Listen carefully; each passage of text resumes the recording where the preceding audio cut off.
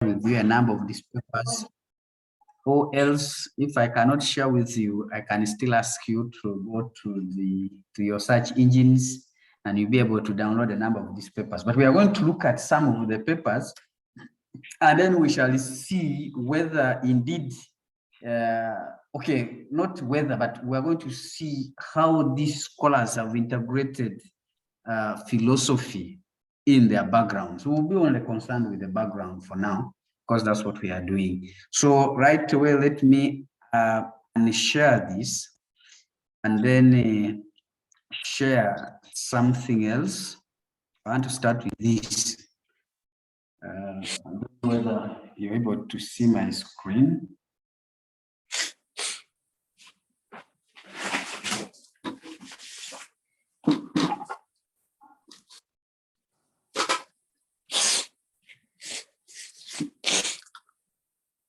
Okay, there is a mic which is giving us a feedback.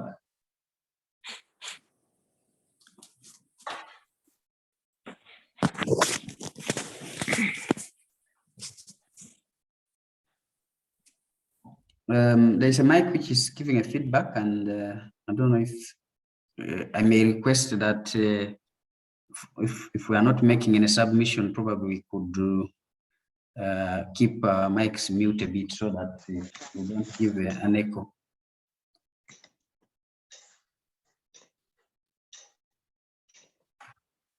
So one of the papers you see there is actually authored by our very own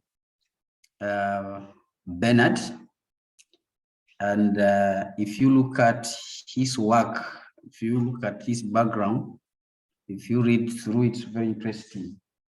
And at some point, I will call one of us to try to show us from this write-up, this background, to show us some of the philosophical statements in here.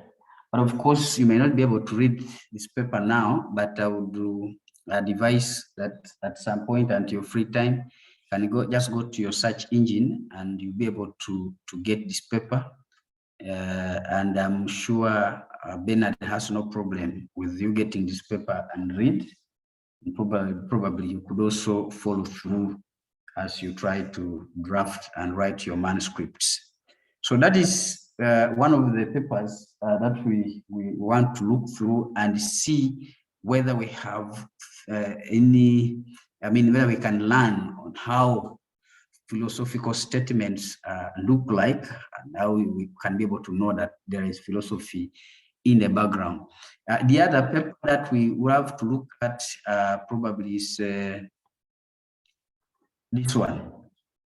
This is also authored by one of our very own, Bosco. Bosco and the team will also be able to look at their background and see how philosophy enters in the background and which of these statements here portray philosophy in the background. The other paper maybe that I want us to look at is this paper here. This is also authored by one of our very own. This is Sylvia. Sylvia is one of our recent doctors. So you could also look at this paper and you can read through and see how she has integrated philosophy in the background of her write-up. As I said, I may not have time to read through this with you and then say this is philosophical and this is not. But at some point, I'll be able to call one of us who is going to dissect some of these papers, maybe one or two, and then we'll be able to move on to other things. I have two more papers probably that you might need to, at your free time, be able to look through and look for and try to see how these scholars have integrated philosophy in their backgrounds. So there is this paper here. This one is authored by one of our doctors. This is Dr. Ahmad Walugembe and the team. You will also be able to at some point in time, you can also be able to go and look for that paper and be able to try and identify which of these statements in here portray philosophy in the background. And finally, probably you may also consider looking at this, and at your free time, you can also look at that and see if there is anything philosophical, and how do you really, write your background strongly with philosophy. Now, allow me and share this, but I'm going to see how best I can share this with you. But in case I don't, you can still, but I'm not only restricting you to these papers. There are so many papers on the net. All I need you to probably see is, and probably learn is, how does philosophy enter in your background? From many of these papers that I've just shared with you, I've picked most of the papers written by some of our colleagues in here. It's not necessarily that these are the most correct, but something familiar with what we know and what our colleagues have done. So allow me go back to my slides, and we proceed.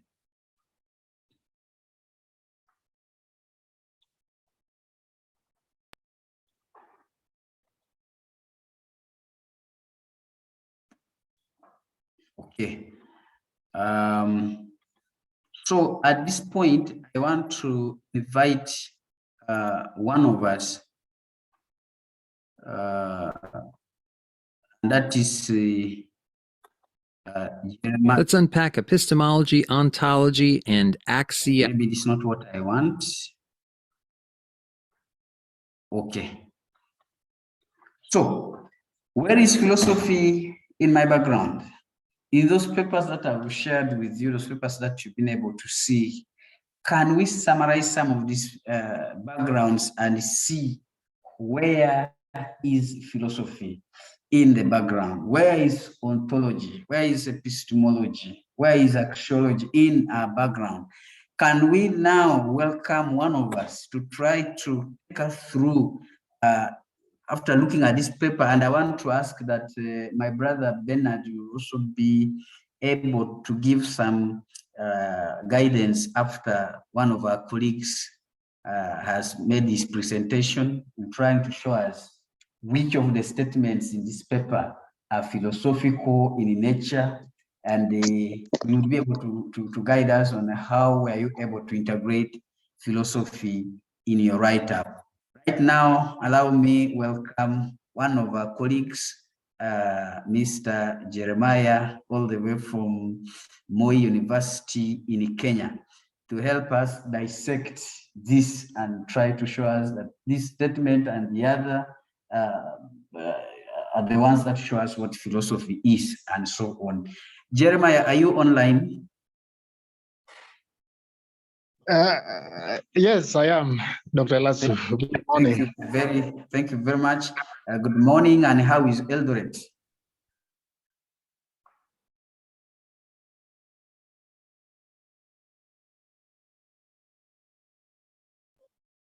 Yes, Jeremiah, we seem to have lost you.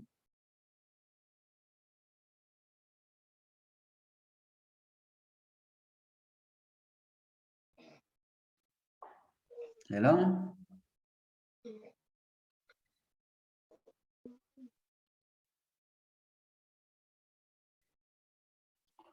Hello?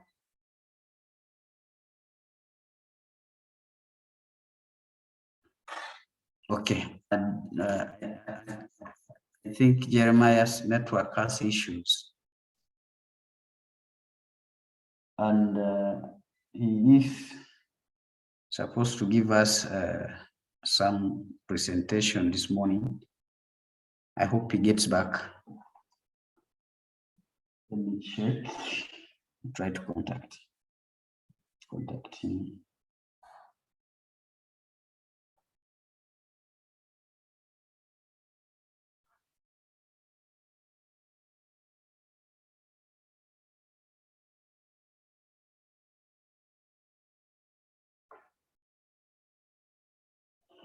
Okay.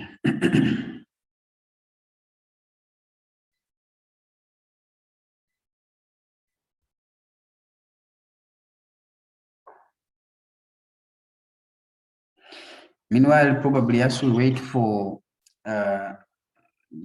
Jeremiah to get back, I think we have lost him. I don't see him on.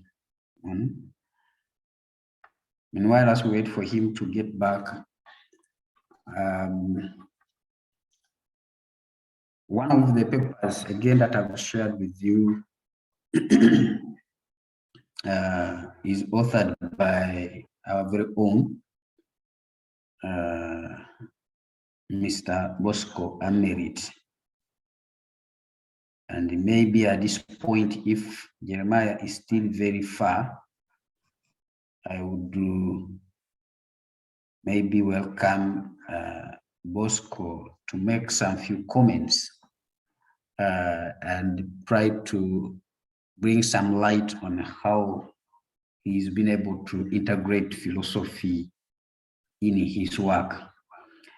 Maybe allow me and share this, and then share the work done by Bosco.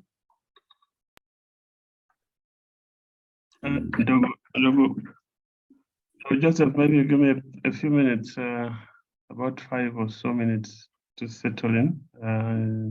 Just getting my gadgets misbehaving a bit. Oh, it's okay. Maybe Logo Ben can start, then as I settle in a bit. Okay.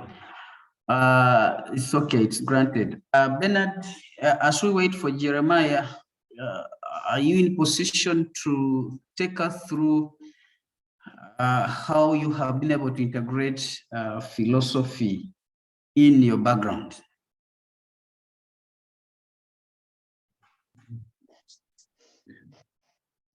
Yes, Joseph, good morning and good morning, members. Good morning. Thank you for joining us this morning again on our discussions here that we go. I wish we had our brother Jeremiah to first show us. Sometimes it is difficult to go to your own garden and you want to harvest a banana and then all of them are looking the same. But somebody else can easily tell you that no, this one is better than the other one. True. Anyway, that said, certainly not all papers or write-ups or backgrounds carry all the 3 aspects or dimensions of philosophy as you showed earlier, or actually come out and will write a statement, particularly with those words to show that you have philosophy in your background. But I think it is the line of argument. It is the statements you put down that imply whether you are actually incorporating any of those or all of those dimensions of philosophy. So you may look at some papers and they are only maybe in the background presenting the ontology. You may also, some papers may not have the ontology in the background, but may have the epistemology and so forth. So it is the reader really who pinpoints out and, can easily associate with the statements you put down that you mentioned. So in this particular piece, Joseph, I don't know if you also look, but this, for me, this is second back paragraph, which starts with global final energy consumption. If I remember my definition of ontology very well, I think it is pinpointing to the reality in the context of what you are putting down. So the reality here, there is a statement. In Uganda, electricity accounts for only 2% of total final energy consumption, with biomass and fossils accounting for that respectively. possibly I would use or mention that as a demonstration of one of the statements of the ontology perspective of philosophy in this particular context that I could put down. You are stating directly what the reality is, as far as what you are writing is put here for other things. But of course, the ontology can also be stated not only as numbers, but any other form of reality that demonstrates or supports your background for the mentions that you can always state. Oh, I see Jeremiah is back. Joseph? Yes, Jeremiah is back, and let me find out whether he's able to address us now. Jeremiah? Yes, Joseph. Sorry, we lost you a bit. Are you in good shape to address us now? I am. I'm very sorry that I just got knocked out at the point I was supposed to take the floor, but I think I'm all right now. Very good. So let me quickly bring the slides back. But before that, Bernard, thank you very much. What you have said is exactly part of what Jeremiah has put down in the slide that I'm going to share. And it's going to basically, so Jeremiah, you're going to base your discussion maybe for now in one paper, given the time that we have left. Then after that, we'll open the floor for discussion. So let me quickly share the slide and then we'll be able to move on. So where is philosophy in the background, and I'll quickly take you to dissect this paper. Unbundling barriers to electric security in Uganda, review of evidence, and right away your presentation starts from there. So thank you very much, Jeremiah, and the floor is yours now. Thanks once again. Good morning, colleagues. When we look at this particular paper and ask ourselves, where is philosophy in the background to this paper, we may want to begin by reflecting on a few elements. First of all, we want to go traditional and get to understand that philosophy as a subject of study, philosophy as a practice, over the years, and has got at least some 4 distinct components which we want to reflect on. One branch of philosophy is ontology. Another one is etymology. The third one is logic. The fourth one is metaphysics. And we also have axiology or aesthetics. What I'm going to talk about will reflect on at least 3 branches: logic, epistemology, and ontology. Ontology has to do with the nature of reality, the nature of existence. Answers the question, what exists or what is there? Epistemology concerns the theory of knowledge or how knowledge is generated. Traditionally, epistemology has 2 approaches or has had 2 approaches, namely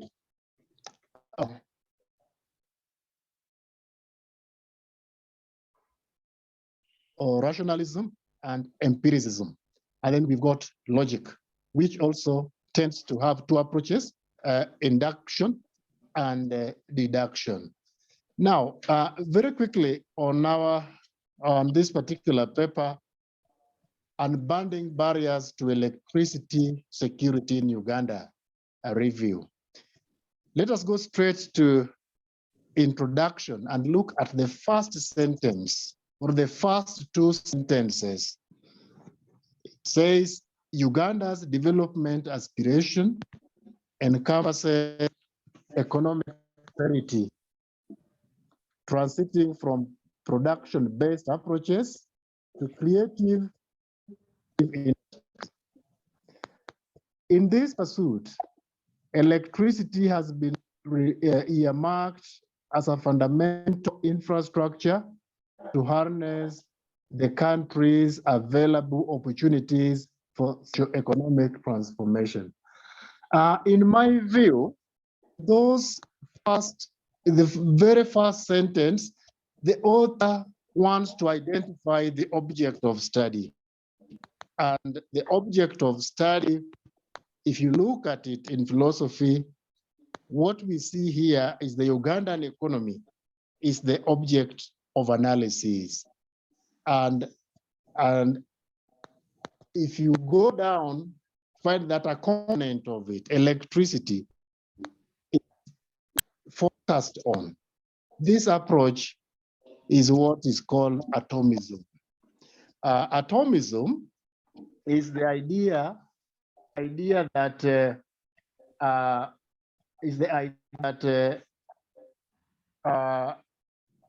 objects of study, the idea that objects of study are discrete in the sense that the objects cannot be broken down into any smaller parts. And then at the collective level, these objects act as the foundation of a scientific study. And the collective objects are thus the sum total of their smaller atomic components. So the bigger object here is the Ugandan economy. At the smaller level, you can disaggregate the economy into various and look at issues such as electricity, access to electricity, the role of electricity in the economy, and so on and so forth. That itself, the identification of an object of study, is philosophical in itself. And then those two sentences also tell us the nature of reality about the economy of Uganda. One, the government of Uganda is interested in creating a production-based approach to the economy, and then has identified electricity as a critical component. This tells us the nature of reality, what exists in the Ugandan economy, and this is ontological. Let's go to the second sentence. The number two, the third sentence. Compelling empirical evidence demonstrates that electricity spurs economic development because jobs, enhances socioeconomic welfare, and ignites industrialization. These are facts which are observable, measurable, and can be verified. And the approach here, therefore, is empiricist, because empiricism is concerned with social facts, or in this particular case, we are talking about economic facts which can be explained by taking recourse to or empirical approach. Appealing to the senses, you can go out and measure these particular variables and even state how many jobs have been created from an attempt to revamp electricity in Uganda in a particular year. Now, if we move on to the third part, we have a whole lot of sentences which read, a more direct indication is that electricity availability and use can trigger business startups, facilitate value addition, and as well improve the productivity of economic resources. Global financial energy consumption is projected to increase from the 19% in 2021 to 31% in 2050 under a considered sustainable development scenario. In Uganda, electricity accounts for only 2% of the total final energy consumption, with biomass and fossil fuels accounting for 88% and 10% respectively. Now, it concludes by saying that this occurrence implies that electricity in Uganda could either be inadequate,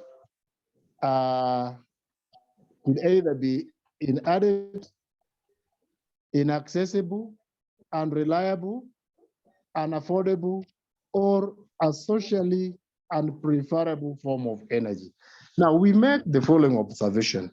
First is that ontology in this statement and epistemology overlap, where ontology gives us the nature of reality, what exists about Ugandan situation with regards to electricity, energy, and then epistemology with the approach of empiricism is overlapping with ontology, because reality is presented as observable facts.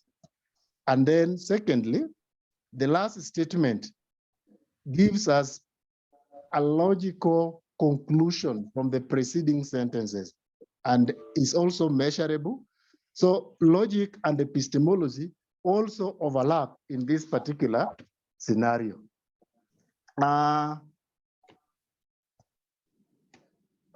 With that observation, we can then say that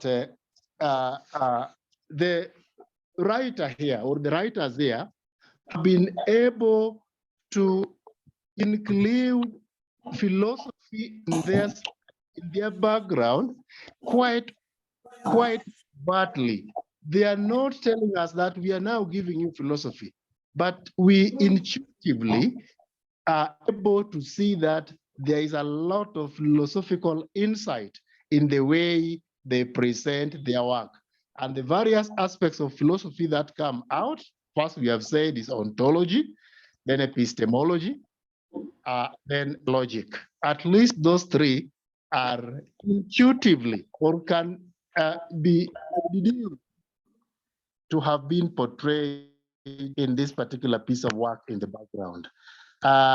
Thank you very much, colleagues. I don't know if what I've said with what others may have to say, but I think from my point of view, I would make that little contribution. Thank you very much for the time. Thank you very much, Jeremiah, the philosopher. You know, we have Dr. Musingusi, who came and split philosophy, you know, just like you listen and you think it is something very simple, but when you are left alone, you find that the thing has challenges. You have identified a number of things here, and I think at this point I want to open this up for comments from other people, and I must thank you very much. I want to now open this up and ask other colleagues, what can you see as philosophical in this background?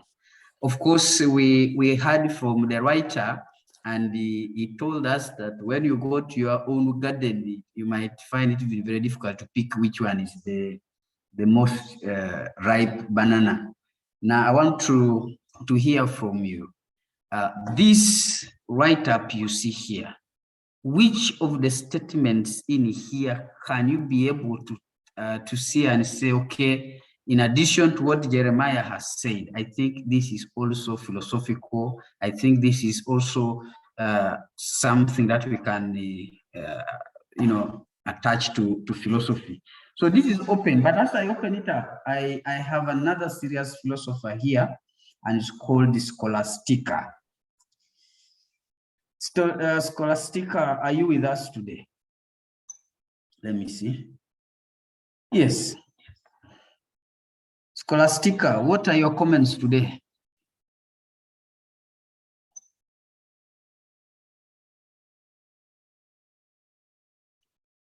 Of course, as I wait for Scholastica, any of us is free to ask a question. You may ask a question, you may want to make your own contribution. Feel free to put up your hand. Again, I want to say that at this point, in between 3 and 4, there are no wrong answers, there are no correct answers. All of them are just answers. And the good news is that we have here the doctors, we have here the professors. At some point, they'll be able to correct us where we have gone wrong. But as of now, feel free to share your comment so that we will be able to hear. Don't hide that information away from us.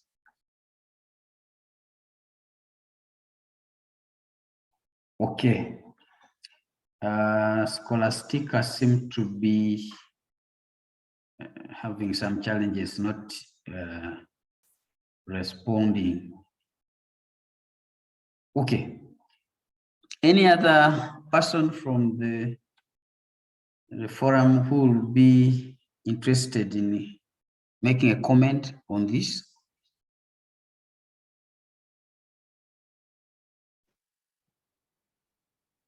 Yes, George.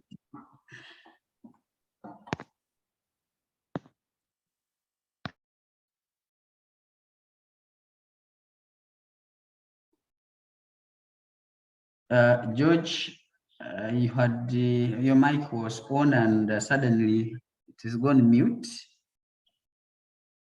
I still believe that there is something you want to either inquire or you want to share with us.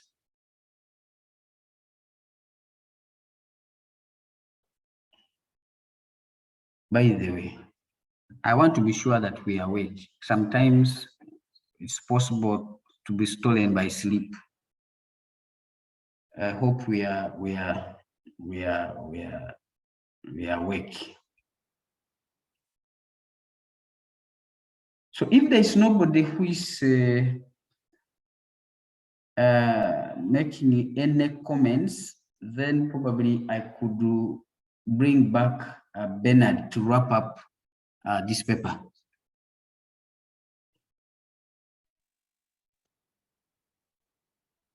Okay, Scholastica, you are on now. Kindly go on. Yeah, I think I will not make a comment on this. I've heard it, but I think last time I just wanted to correct what I said it last time when I talked of having a section in the background for philosophy. Actually, I think when I went back to read my work, I found that it was actually that section. That section was for the theoretical perspective, not for philosophy as such. I sort of mixed them up, so I wanted to really correct it. Thank you very much. Yes, please. But before you go away, what do you make of the presentation that our colleague has just completed a few minutes ago? Is there anything that resembles what you know, or everything is new? I'd say both, I will say 50-50, new and also related to what I have been reading, but not what I have done as such. Okay. Yes, please. Thank you very much, Scholastica. I see I had a friend whose mic was on. I thought he wanted to make a comment, but I think suddenly the mic has gone mute. I appreciate the fact that this area looks a bit dry, and sometimes people are like, now what do I say? But we have had a number of presentations in this area, and I still think that you have something to say, you have a comment to make, and do not be scared of making such a comment. Especially in this first 1 hour, it's ours to learn, so don't hold back. Feel free, make your comments and ask any question where necessary. Once again, I want to thank you very much, Jeremiah, for taking us through unbundling it's called what? The unbundling barriers to electricity security in Uganda. And I thought I would give Bernard 1 or 2 minutes to wrap up this if you can. But if you think whatever has been said is sufficient, then we could move to Bosco.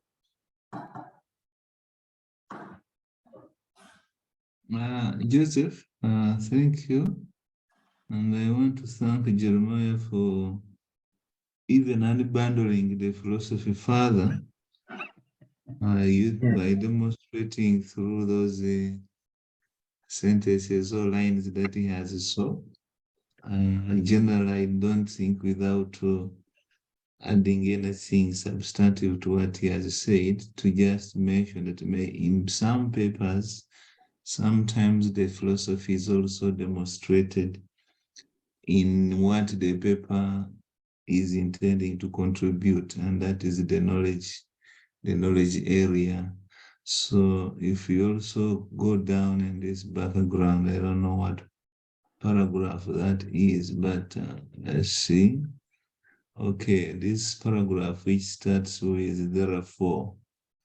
If you read through that, I think the paper was attempting to make a contribution or show what they are likely to do or fill up. And for me, that is a knowledge gap or whatever you want to call it that you're likely to do. So not all of them will come in this style, but the other area possibly where philosophy resides is that section or that paragraph or that sentence that is trying to demonstrate the contribution of that work or piece of work may also be another issue. But generally, I want to leave it at that. I think Jeremiah has done a classic job as far as that is concerned.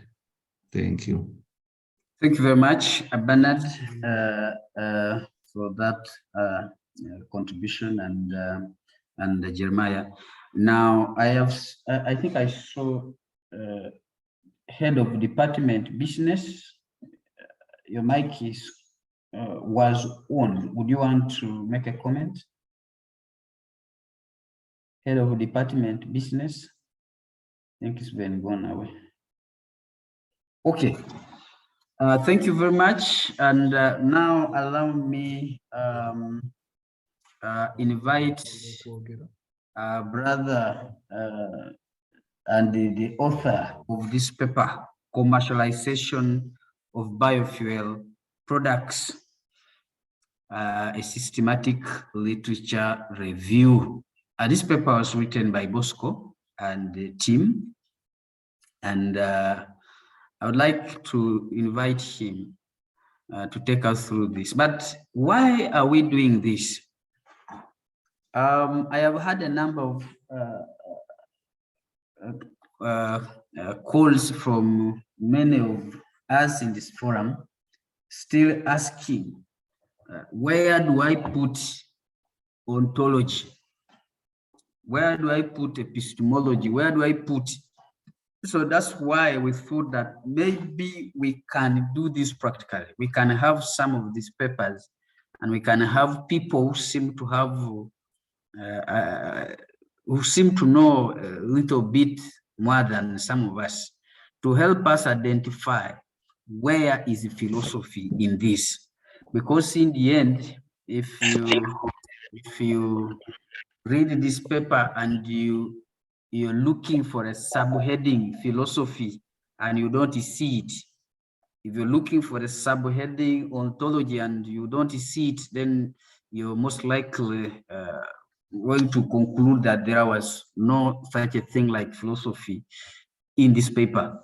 But we are also aware that philosophy can come in directly or indirectly, and these terms here is what they refer to overt and covert, where you're able to see something just directly, and then at some point there are some things that you're not able to see directly but indirectly.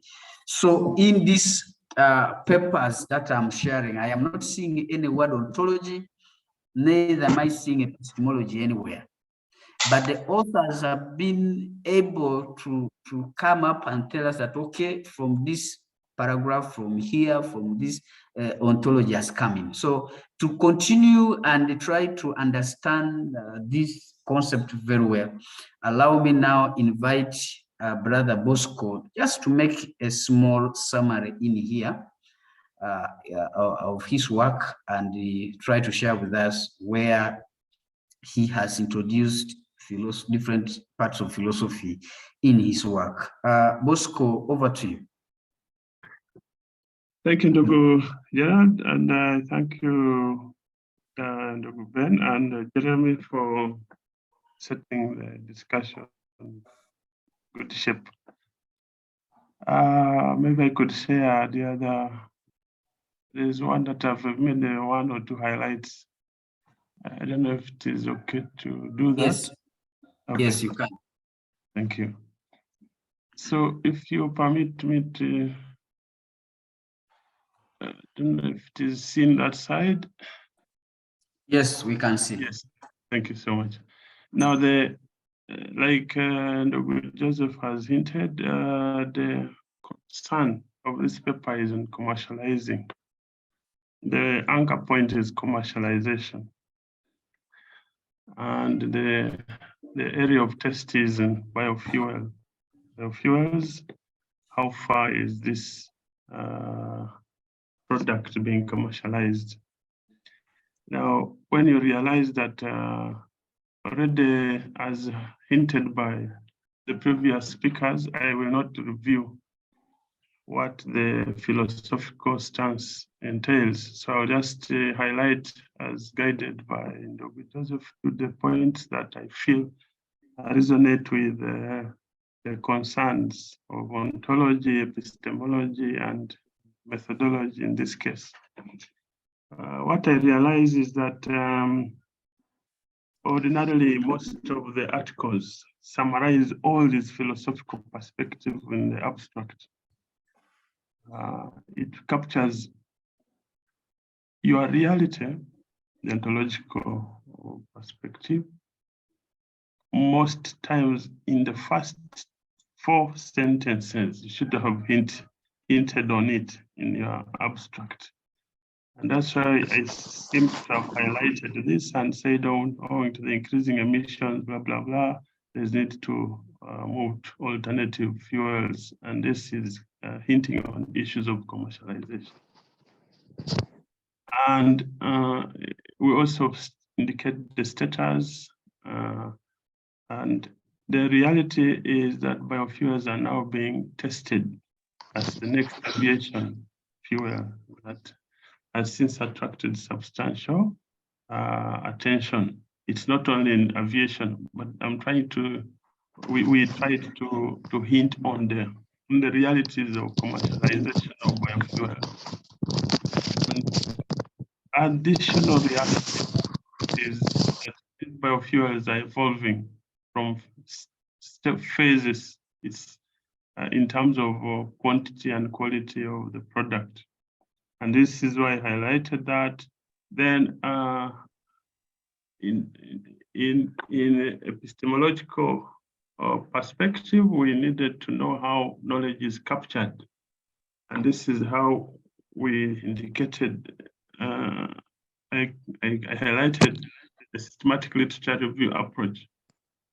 And the concern is to capture the conceptualization of the concept of commercialization. and its antecedents. And, if you realize already the approach indicates leads us to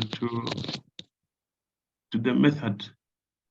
But the methodology is already indicative of this, and our findings are part of the epistemological contributions, as we note here.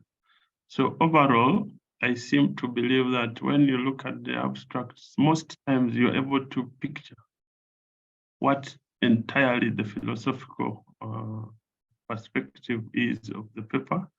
And to highlight a few of that, you will find a detail now comes in the background or in the introduction. We indicate how the biofuels have so far been used to fly aeroplanes, the Boeing 787, which was powered by biofuels from Abu Dhabi to Amsterdam. Amsterdam is Netherlands, Abu Dhabi is in Saudi Emirates. And we noted that close to 160,000 passenger flights have already used this. So these are part of the realities on the ground that we note, and brought a few highlights there. So despite the critical need, now this is the basis for which we wanted to that motivated our study. So paragraph 2 takes us to the need. Despite the critical need and encouraging prospects, the commercialization of biofuel product is hampered by challenges of capacity and cost, high cost production. So our contribution is therefore in this epistemological, how we captured the knowledge follows, and this is all coming through this. By answering the following, we are getting to capture the knowledge. So we are using the questions that indicate, that guide our study, and our contribution is in this green area. 6 highlights the status of blah blah. I already highlighted that earlier. So the study approach followed this step by step. Now this is methodology. As you realize that a philosophical perspective entails a number of aspects, among which is ontology, which I've already hinted on, epistemology, and methodological matters. So we've noted some of this coming out on their own volition. I had not brought this into context, while there seems to be no standard course. So we are trying to interrogate the subject matter conceptualization. Is it standardized in definition or not? And so justifying further the motivation for the study. So all this is the methodology now. We had a total of 86 articles that eventually were distilled. 12 were rejected, 74 were analyzed. And out of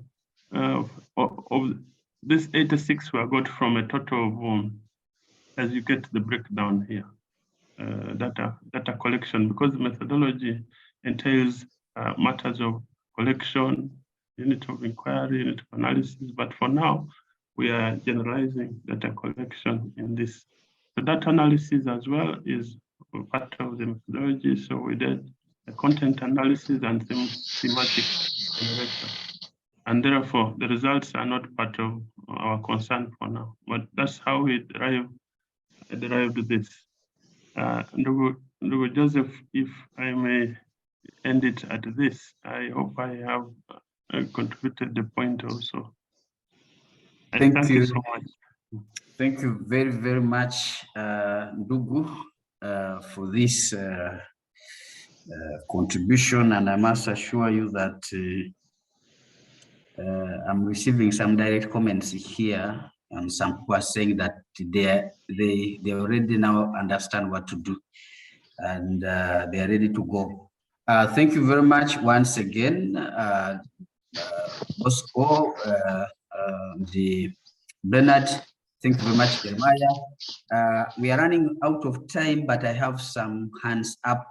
I want to begin by Samuel. Samuel, can you make your point? Yes, Joseph. First of all, I would like to thank all of those people who have made their submissions. What I wanted to put across is based on what has been shared, I would dissect the background into the 4 or 3 major parts where you give information on what is actually there, what do you intend to do, and how do you intend to do it. So my understanding from what has been shared is philosophy, since it is a reflection of the reality, is a permanent resident in that first part, so to put it, where you talk of what is actually there. That's what I wanted. Yeah. Thank you. Well, thank you very much, Samuel. And I want to also bring in Linda. Linda, your mic is on, and I want to assume that you have information for us.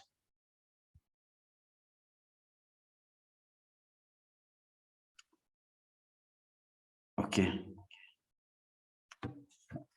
Maybe she has run away. I saw a number of mics which were open, and to me, that's an indication that you want to share something with us. Okay. Again, I want to thank you very much. My brother Bosco and the other 2 speakers this morning. You have helped us bring the animal home. But before I continue, I also see that my brother Andrew, your mic is on. To me, when I see the mic on, it's an indication that you have information to share with us. I want to invite you to share whatever information you have. We have about 2 minutes to conclude.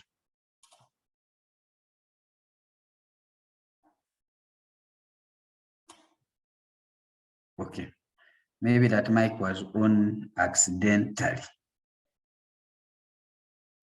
In summary, I think we want to say that when we talk about philosophy, we are talking about something which is part and parcel of a writing. And therefore, it is possible that we have been doing this and probably not knowing that we are actually integrating philosophy. When we talk about the reality, we are talking about what is there, what exists. And that you're trying to give us as evidence in your work, in your background, is actually the aspect of the ontology. And that is where philosophy begins to come in.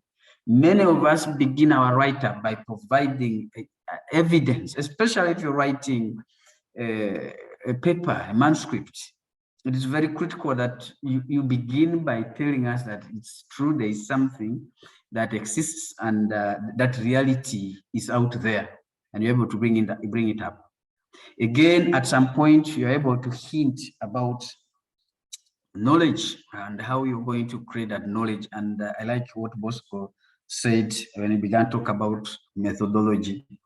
And this resonates with what Jeremiah said about measurability. You know, all these things knit together and bring out philosophy in your work. I want to request that we stop here for today, but in case you still have issues with integrating philosophy in your work, we have a number of colleagues here who have done this. They have published papers, as you have seen. They have an understanding of what philosophy is and how it can be integrated right from your background.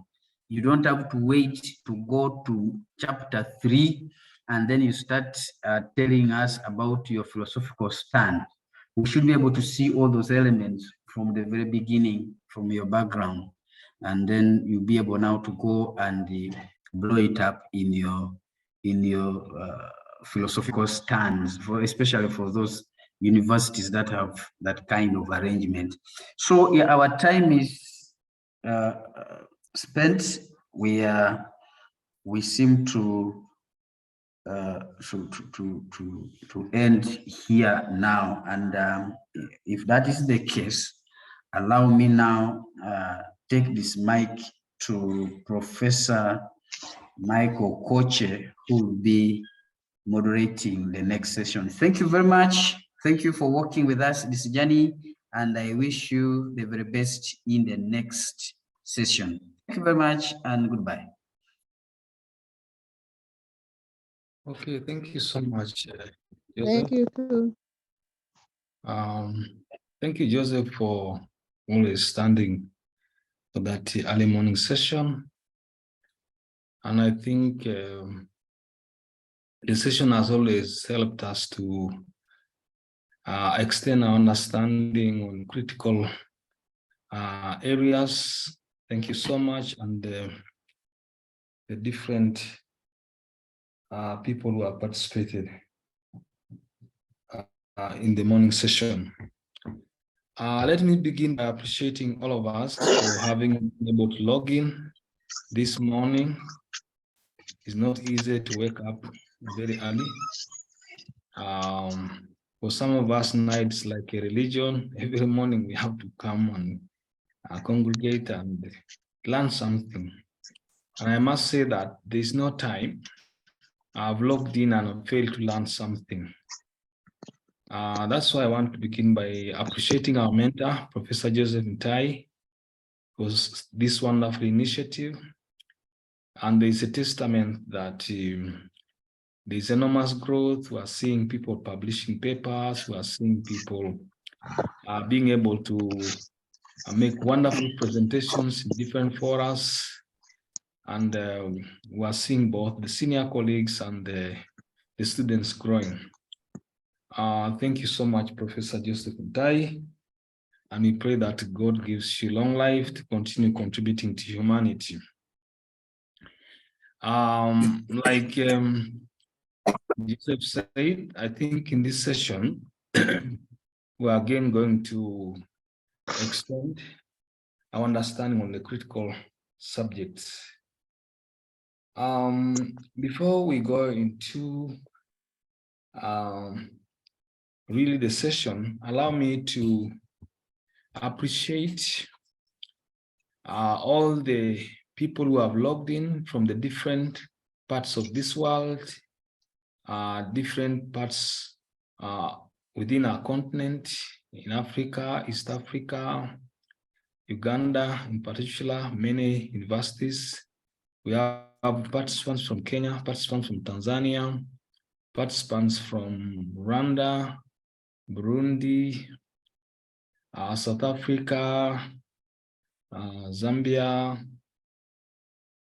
Zimbabwe, Botswana, West Africa, Asia, and the other parts of the world. Thank you so much.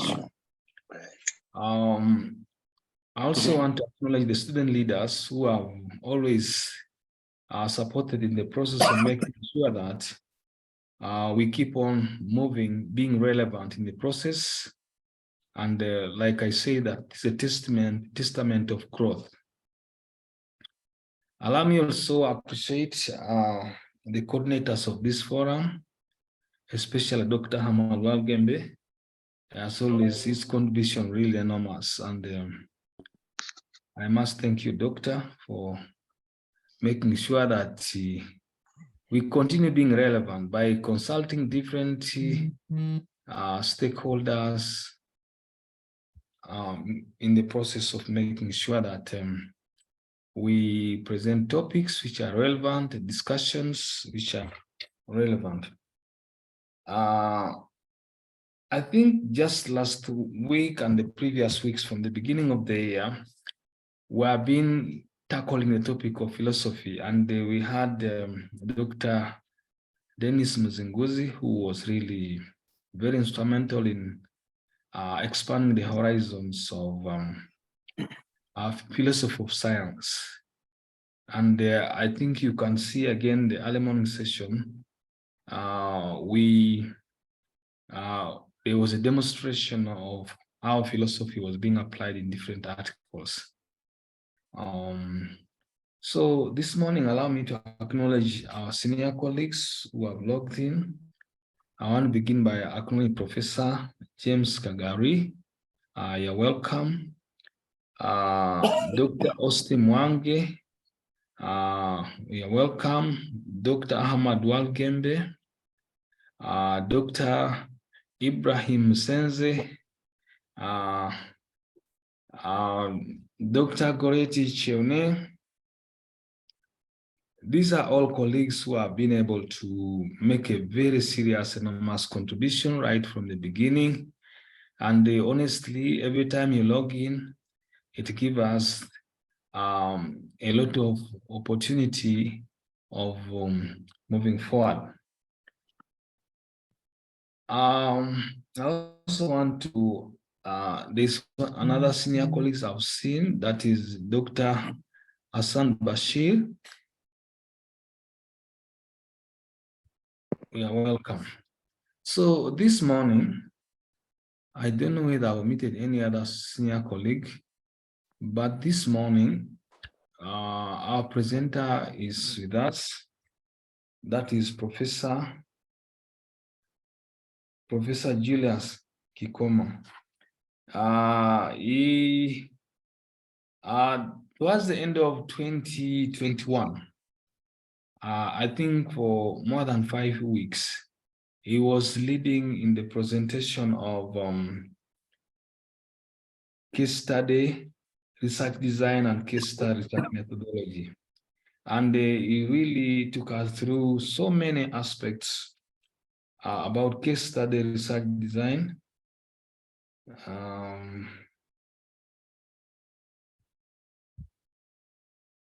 Case study research design.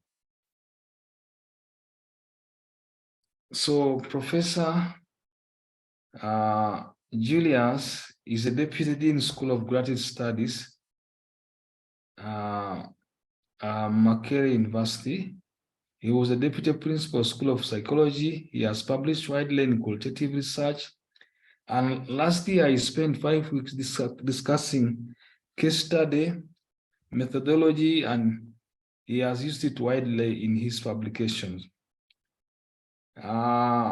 This morning, he will be focusing mainly on, intends to focus on 3 issues, namely connecting theory and method in dissertation study, qualitative data analysis, and software and methods.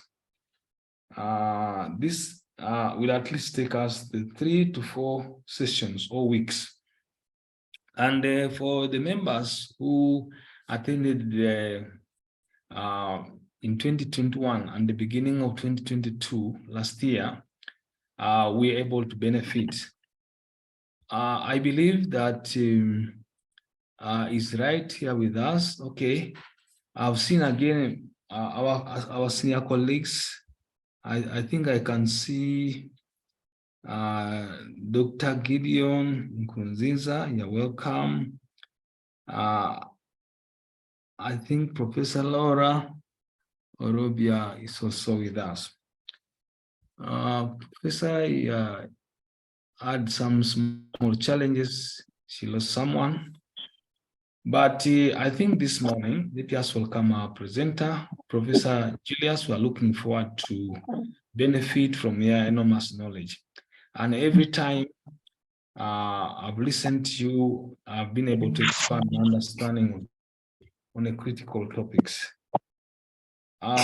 Members, let us join me together to welcome Professor Julius Kikoma.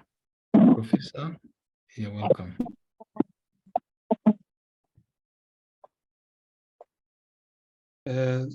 Thank you very much. I just want to test, be sure that actually you can hear me. And hello?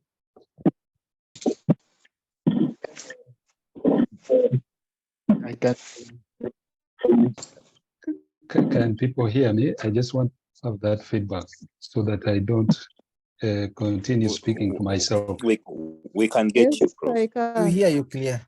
Thank you.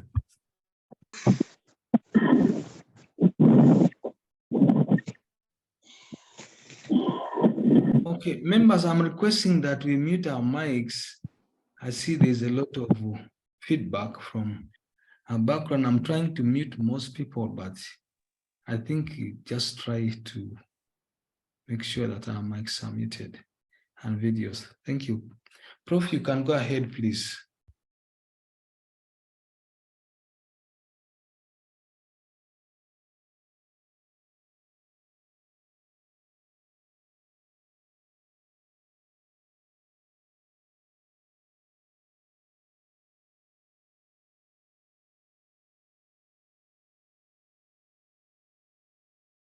We lost Prof.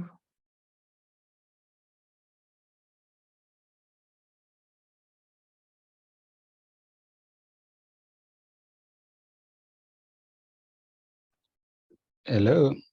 Yes. Okay. It seems you had lost me, and in the process, I think I had got muted. I'm not sure. I didn't touch anything, but somehow I was muted. Okay. But yeah, so the second point I was asking is just that the host can give me rights so I can be able to share the slides on which I'm going to base my conversation.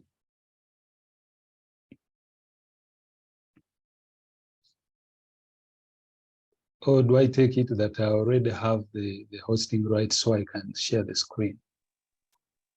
You try first. I guess you try. Okay, let me just try. Share screen.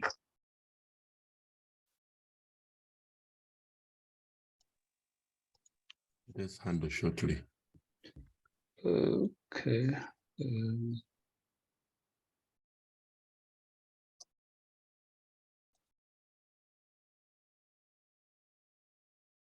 Okay, it looks like it. I hope you can see it.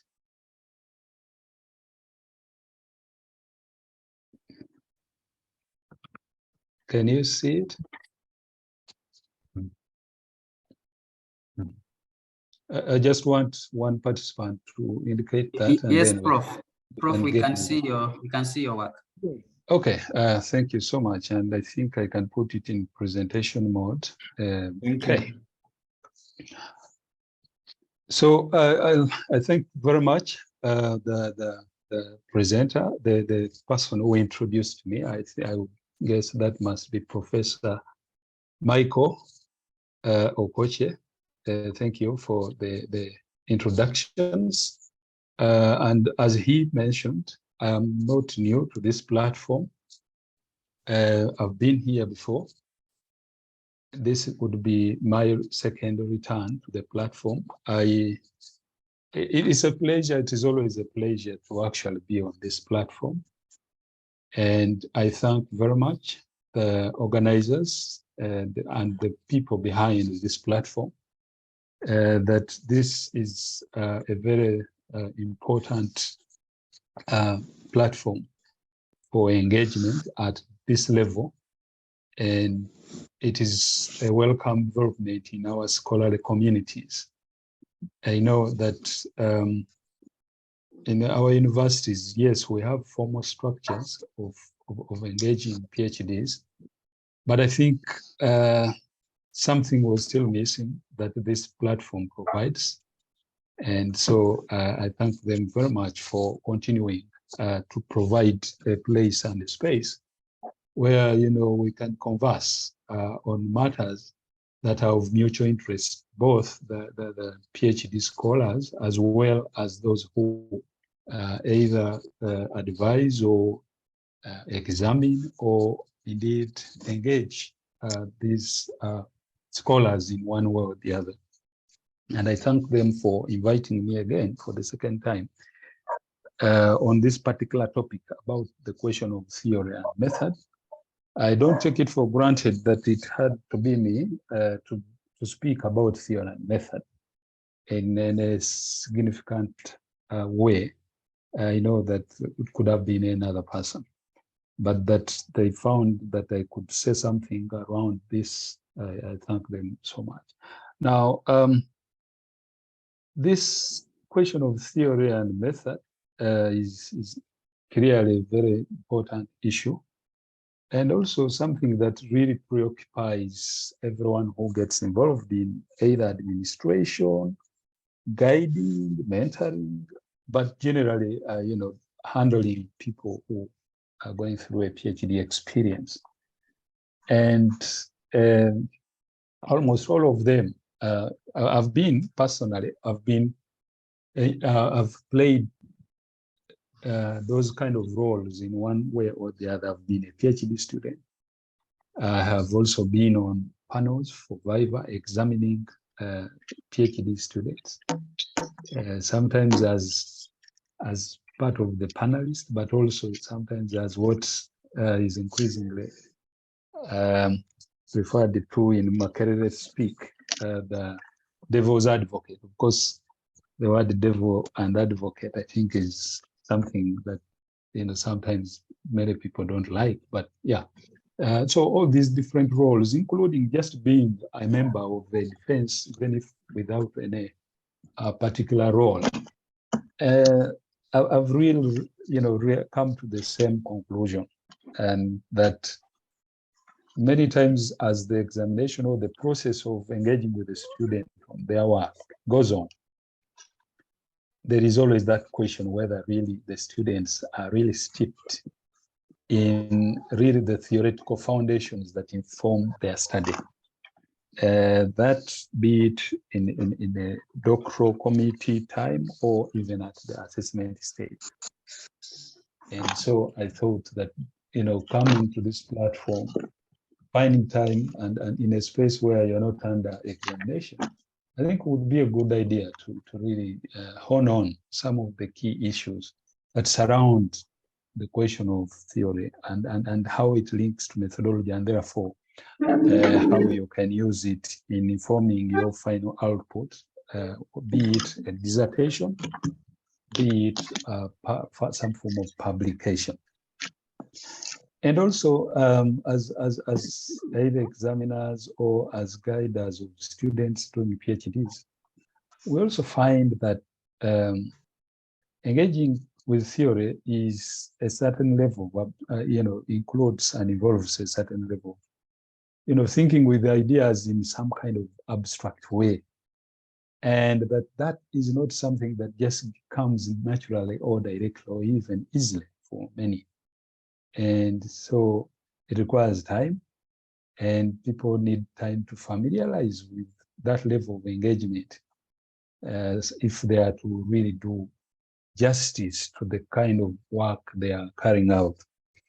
And as if that is not enough in terms of really why it's important that this topic should be engaged with for quite some time on this platform, is that even amongst those who would make as panel members, examination panel members for PhD, scholars of any kind that engage with the PhD experience, there is even diversity. We are diverse in how we understand what theory and what role theory should play in the work that either we are guiding, advising, or even examining. So all that is just to say that I think we need some more time, and students should always have the time and space where issues like this are discussed, so that they can find some way of looking at it like something that is still doable, rather than something like, as long as I have something that passes for it, even if after that I don't have anything to do with it, it will be fine. And I think that last attitude should be what we want to work against on these platforms when we speak about these things. Because once you are weak in the foundation, theory is foundational. If you are weak, then it means that your engagement with ideas, whether for a publication, a research output, or indeed just making sense of problems in society, there will also be some, limitations. So for PhD, I think it's important that this is given much more time and scrutiny. So before I really continue, let me just go back to the first slide I shared with you, which was basically indicating that this engagement is not going to be a one-voice panel. It is actually going to be more than one person, as you can see.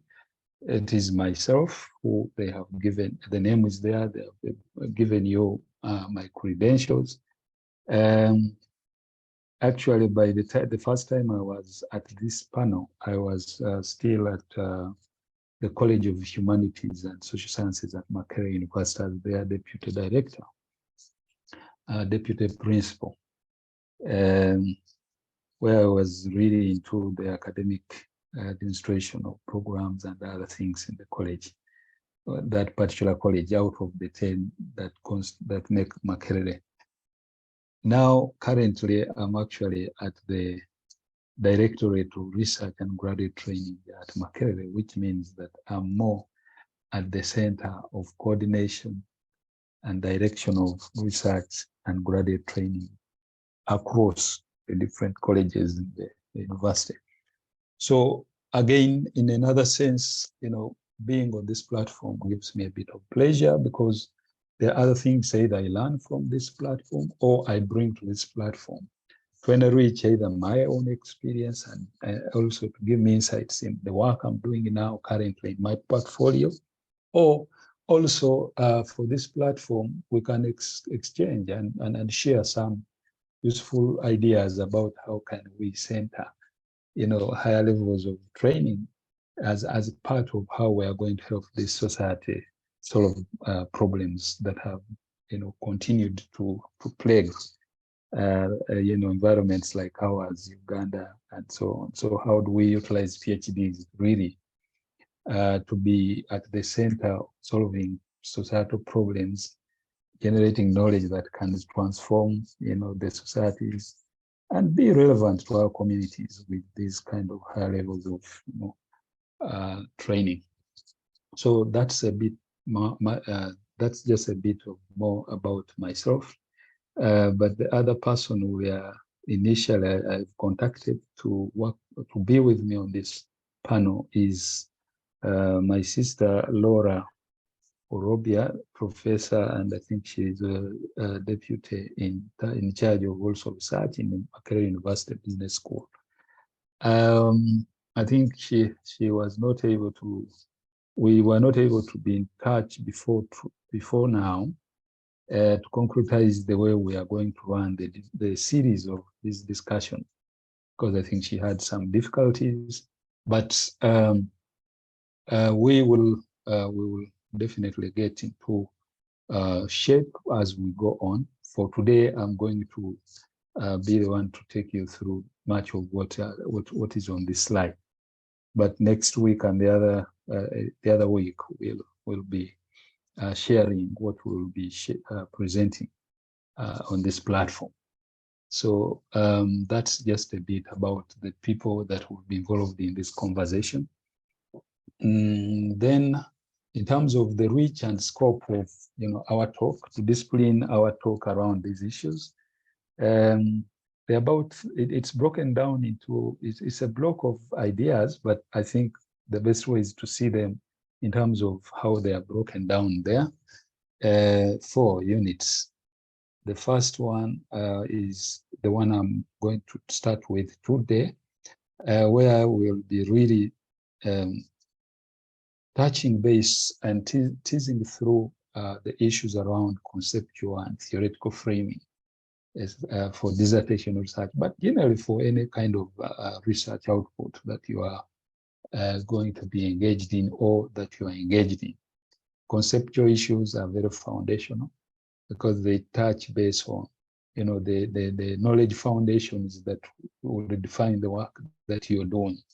The second aspect of our conversation around theory and method, the connections will be the issue of integrating theories in a dissertation and paper publications. Now, slightly taking the issue of framework further, that unit 2 will really be about how do you really work with more than one theoretical or more than one theoretical thinking or theoretical idea in one piece of work. And, you know, what are the different ways that that can be possible? And knowing that, you know, theory is an intricate process of thinking about a phenomenon that you're studying and how you see it through a number of ideas that may even have different kind of assumptions in terms of the nature of even the phenomenon itself that you are studying. So it's not a straightforward thing, and it's not given that all programs of research will engage with many theoretical frames or theories. But again, it's also not true that all works will be defined by a single theoretical frame. So that's why the second unit is crucial, so that we spend more time just seeing when is a particular way of putting together theories important and when is it possible and how is it possible. Then the third unit will be where we kind of now go into a bit of application of the 2 units, the knowledge gained in the 2 units, but more importantly, how we can really concretely look at the connection between theory and method. How do we engage the ideas of the theory in its total, and then how those theoretical ideas inform and link with methodological ideas, and so that, you know, the study is really grounded in concrete theoretical thinking, and there is no poverty around, you know, the method being grounded in theory. And then lastly, this is something that increasingly cannot be avoided, that as we engage research in terms of now the field or empirically, we will definitely be faced with, you know, a determination and also a need to know how to engage with the realities of technology advances in technology, developments in software, and all these digital means of engagement that have become ubiquitous today. And so we want to have a conversation around that in terms of how does one try to work with a technology that has its own ways of, you know, guiding your thinking, and yet you want to use it on terms that are meaningful, but also are not just influenced by the original thinking of the framers of the software, in order to really carry out a piece, but also take advantage of the capabilities of that software. So I think to put it together, those are some of the ideas that we want to really share on the different days that we'll be around conversing on this broad frame of topic frame, which is about connecting theory and method. Now I'll go back to my colleague a bit just to be sure. Michael, I hope, I don't remember if you gave me an indication of how much time I will have to use and how we are going to engage, or is it up to me how to sort of design how the interaction will be? I think for the benefit, I think we give it to you to manage the process so that you're flexible enough to deliver innovatively for the benefit of all of us. Yeah, but I'm still sure that you will tell me that we have this time that we have allocated and work within that time overall. Yes. For yes. everything we want to achieve today. Yeah. So normally our discussions end at 6. So if you Okay. can, yeah, if you can be able to stop maybe 10 minutes to 6 such that, or 15 minutes to 6 such that people can maybe ask you questions or give comments or something like that, such that we can be able to gain more insights on some of the concepts, some of the aspects you have been able to highlight. Okay. Thank you. Super. So I think I can then dive into the specificities of our conversation. Now that we know the scope of the series of conversations around theory and method. Yeah. So let's get to the first set, which I said is what will really be the core of our conversation this morning. It will just be the first of the 4 units, as explained just from the previous slide. And so here we want to look at this concept. I know that everywhere, and when in fact I was just looking through this, I think a handbook and guide that we use at the university, at Makerere University, in terms of what should be, if you write your research proposal, or if you write your report of the research you have carried out.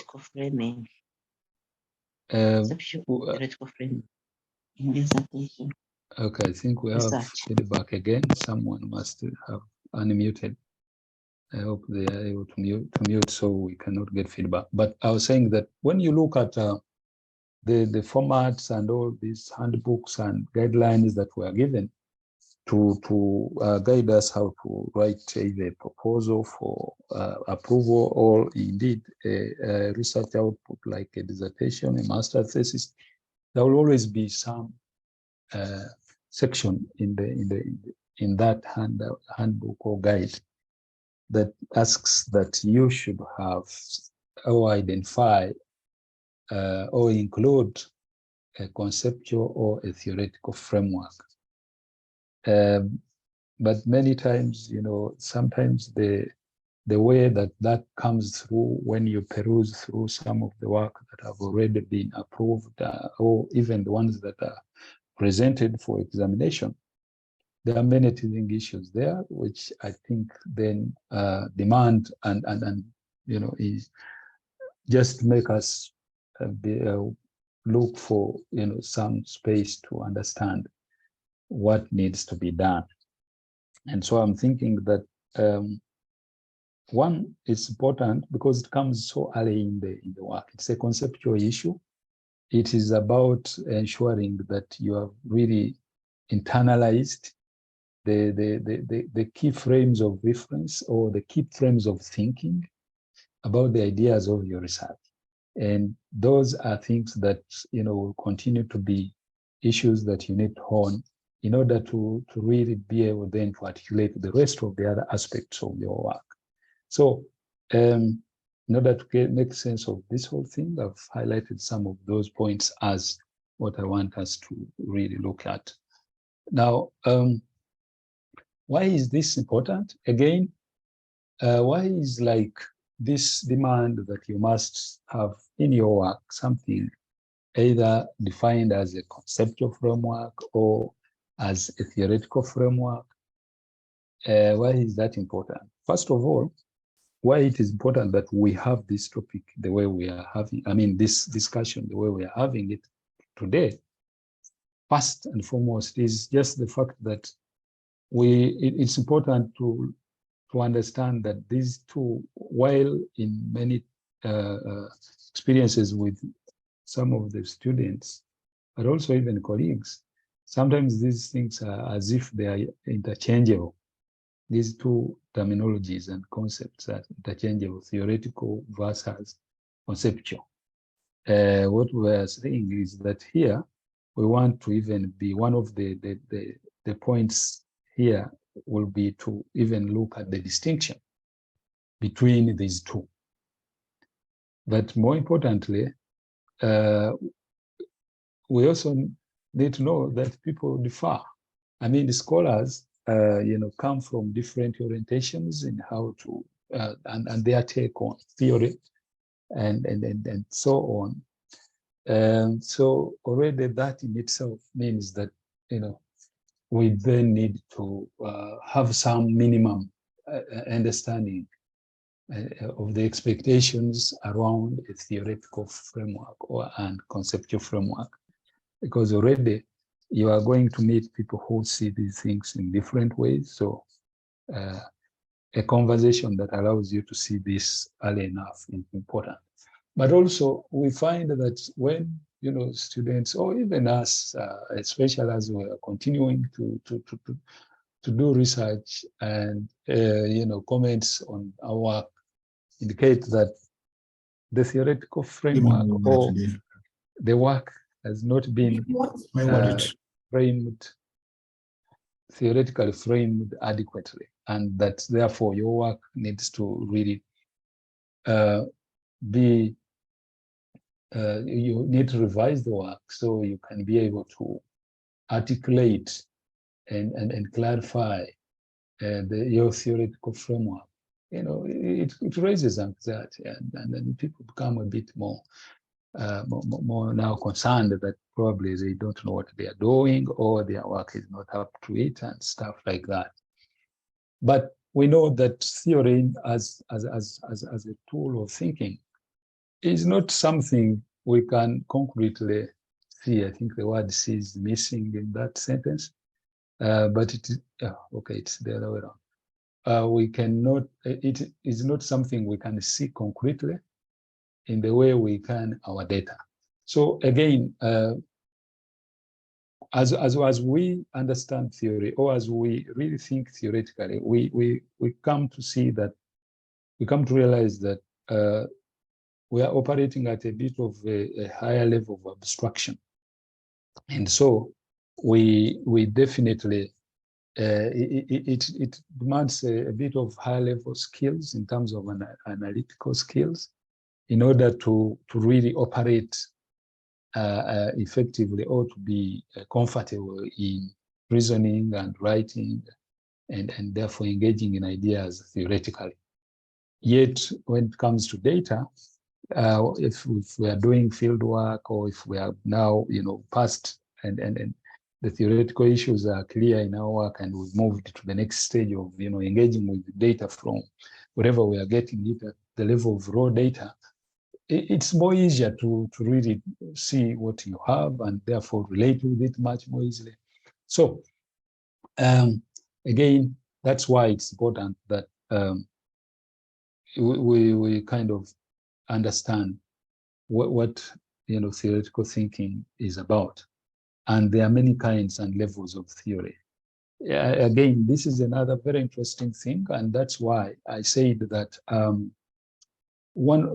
after this particular first unit, we will engage more into the question of integrating and so on, because as we'll see, as we work with theory, we are working with theory at different levels and of different kinds.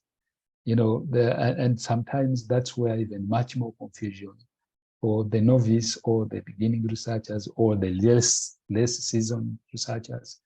It becomes just a nightmare, because as we will see, sometimes when the examiner is really commenting around our work in terms of it being theoretically thin, they may be actually looking at your work at a certain level, at which you've not really sort of made your work to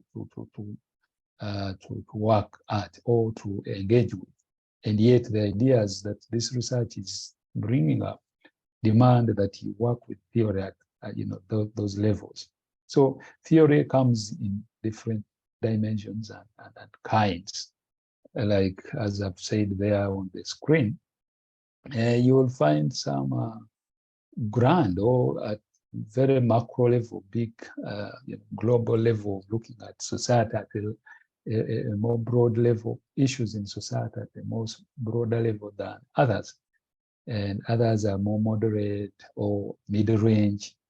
And then others are really, at very specific action or specific issue level, like, at very micro level. And all of them, when you are diving into a topic, they are potential in terms of how they will inform the work you are doing. But all those then add to the complexity, and therefore the levels of abstraction that you have to work in order to really, address the issues of theory. So because of all that above, I think it's just that we must, take theoretical issues seriously, and the framing of our theoretical lens even more crucial. Now, the question of roles of theory in research, I've already been mentioning some of these in passing, but I think the issue is that as we use theory, as we work with theory, as we theorize, it's an intellectual activity that really helps us as scholars, as researchers, to link our lived experience to scholarship and practice. So it's these theories that sort of put that abstraction to reality as well, in the sense that when we work with them, we are then going to use that abstract level of seeing things and use it to make sense of what is concrete. So it allows us to navigate the concrete as well, and link it to the abstract, because it is only in the abstract that we can also appreciate the concrete in a more disciplined manner. So it is how we attach ourselves real as researchers to the world, because sometimes theory is, theory, as I said, is a certain level of abstraction, but as we use it in a practice, then we are actually becoming more attached to the real world, and becoming more fully part of it. And also, we sometimes become even the world itself in the way we are actually using the word theory, or we are engaging in theorizing. So that's a quick way to understand theory, that it's just that bit that connects us as intellectuals to the real world and the world of practice. It is through those theories. Now, levels of theory. I'll borrow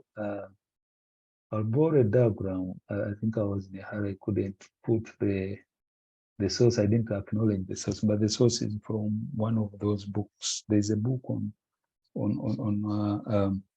what do they call this book? Understanding Narrative Inquiry, which actually has some section that just identifies the different levels of theory. Now, I've mentioned that it's coming from a book that uses a particular methodological tradition called narrative inquiry. Something about me as well that I should have said at the beginning is that while a number of issues we are going to talk about, and we have started talking about theory in broad terms, a general approach, whether you are oriented in terms of qualitative methods of doing research or quantitative methods of doing research, some of the things we are speaking will be relevant in how you use theory across either of those.